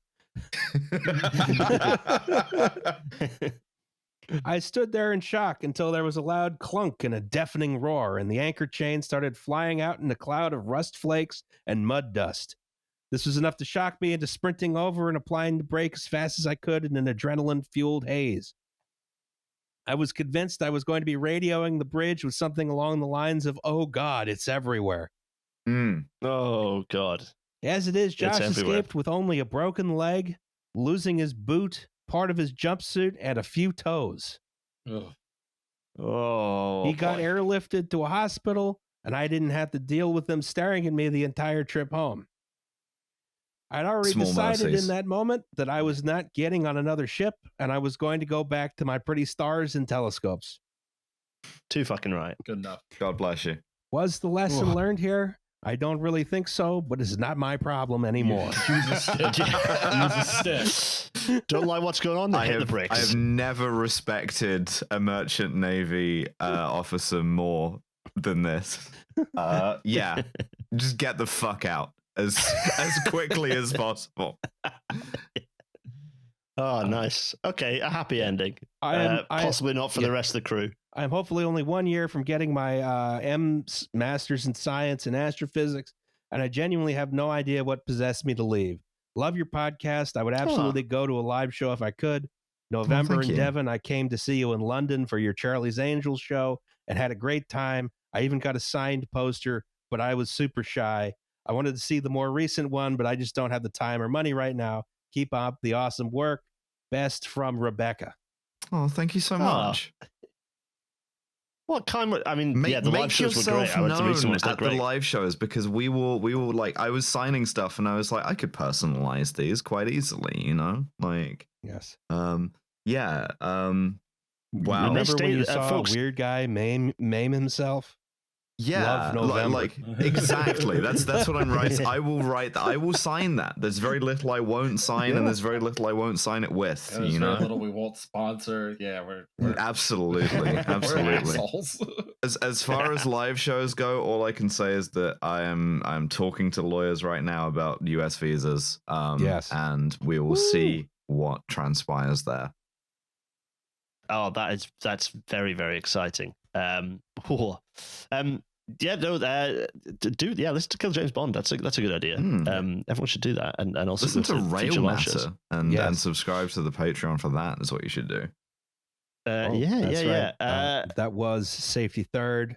Oh yeah, that's sorry, man. Shake hands with danger. Our next episode will be on Chernobyl, but of course we do have commercials before we go. Gareth, talk about your book. Yeah, I actually have a commercial, which is that I wrote this book, and what I did was leave it in a Greggs in Derby railway station today, my nice advanced copy that I was getting all tatty and that's got like stickers and my scribbles in it. So to Harold from the Railnet Discord server, I hope you enjoy the copy that you picked up when I told everyone in the server that if anyone was in Derby to go get themselves an advanced copy. Nice work. Sprinting towards the Derby station Greggs. Yeah, but it's fine. I enjoyed my sausage, bean, and cheese melt, so it's all good. But no, I have a book. It's called How the Railways Will Fix the Future, and it's there's plenty. I mean, it's just so much in everyone here's wheelhouse. Partly deliberately, but also partly because it's things I love writing about. But the point of it is saying, you know, the left and people who want to actually survive the future have kind of fallen, you know, apart from us lot, us nerds, far too much to the left have just like forgotten about railways or don't think about railways or somehow feel like the railways are evil or whatever. You know, we've seen all this with the HS2 shit and the Green Party. Hooray for them changing their stance on it, by the way. This book is kind of trying to remind us that no, the railways aren't just like, you know, they have a bad history. They have been used for ill. They are useless who run in lots of ways, but actually there's no, you know, their fundamentals stick and they are the way that we build a better future. It's not just that they are one of a series of tools. My view is that they are the tool that will give us the future that we need, that will give us the better future. So that's what the book's about. And there's lots of fun, optimistic stuff. I slag off plenty of people in there. There's lots of fun stuff about Hyperloop and about gadget bands, and yeah, thanks Roz, by the way, because your early loop video is definitely some inspiration. In fact, W2IP is mentioned in the book. Roz, you get a little quote in there, don't you? And I mentioned the podcast. So citing that on my visa application, international press. Yes, exactly. Exactly. So these are available for pre-order now from all reputable locations, and also some disreputable ones that are evil. Yes. You can get this from your local thieves guild. It is available at your local Greg's. Very likely. Well, I've realized that it's quite a good viral marketing campaign. So my sadly rapidly diminishing box of advances, clearly I need to just distribute them around the British Rail Network, right? Watch this space. No, I had a lot of fun reading it. I didn't have a lot of fun writing it because having a very badly sleeping little baby and trying to write a book in about 3 weeks is really hard work. But no, I'm actually quite pleased with how it's come out. I'm very proud of it. And it's going to be really weird to have people reading my book. That's going to be a very strange experience. I'm just a steel and concrete guy, so this whole experience is very weird to me. But thanks everyone, and you lovely lot who are talking to me right now, as in Liam, Roz, November. Thanks so much for being pals and being so supportive of me as someone who comes on. Hogs, those who are watching, I love you as well. You're all great, and it's like coming and having a chat. In fact, it's not like it is. You are my friends. It's like having a chat with friends. You stayed in my house, I am having a chat with friends on here. I did stay in your house. Yeah. Why did you say that like it? You said it very accusatory. Remember when we were waiting for that Greyhound bus in Harrisburg that never showed up? Yeah, that was enraging. Yeah, that was very enraging. But no, it's a delight. I love this podcast, and I'm going to stop being sobby, but no, this has been fun. Hopefully, this is an alright episode, and it's 2 hours 49. Oh my god, Devin, I am so sorry. we gotta make up some time because we had some episodes we had to scrap recently, and we've been a bit behind. Don't even remind me about that experience. Can you cut that out? The Hogs need some slop. The Hogs need the slop. But yeah, no, thank you so much for coming on. It is always a delight. It's always a pleasure. It sure is. And I always learn a lot, and I always enjoy it. That's it. We did privatization, but this is the definitive history of privatization. We've done it. We solved the problem. All right, bye everybody. Bye. On that note, that was a podcast. That's a podcast. We did it. We got it in under 3 hours as well. Yeah. So yeah, it's all good. That's the efficiency of the podcast market.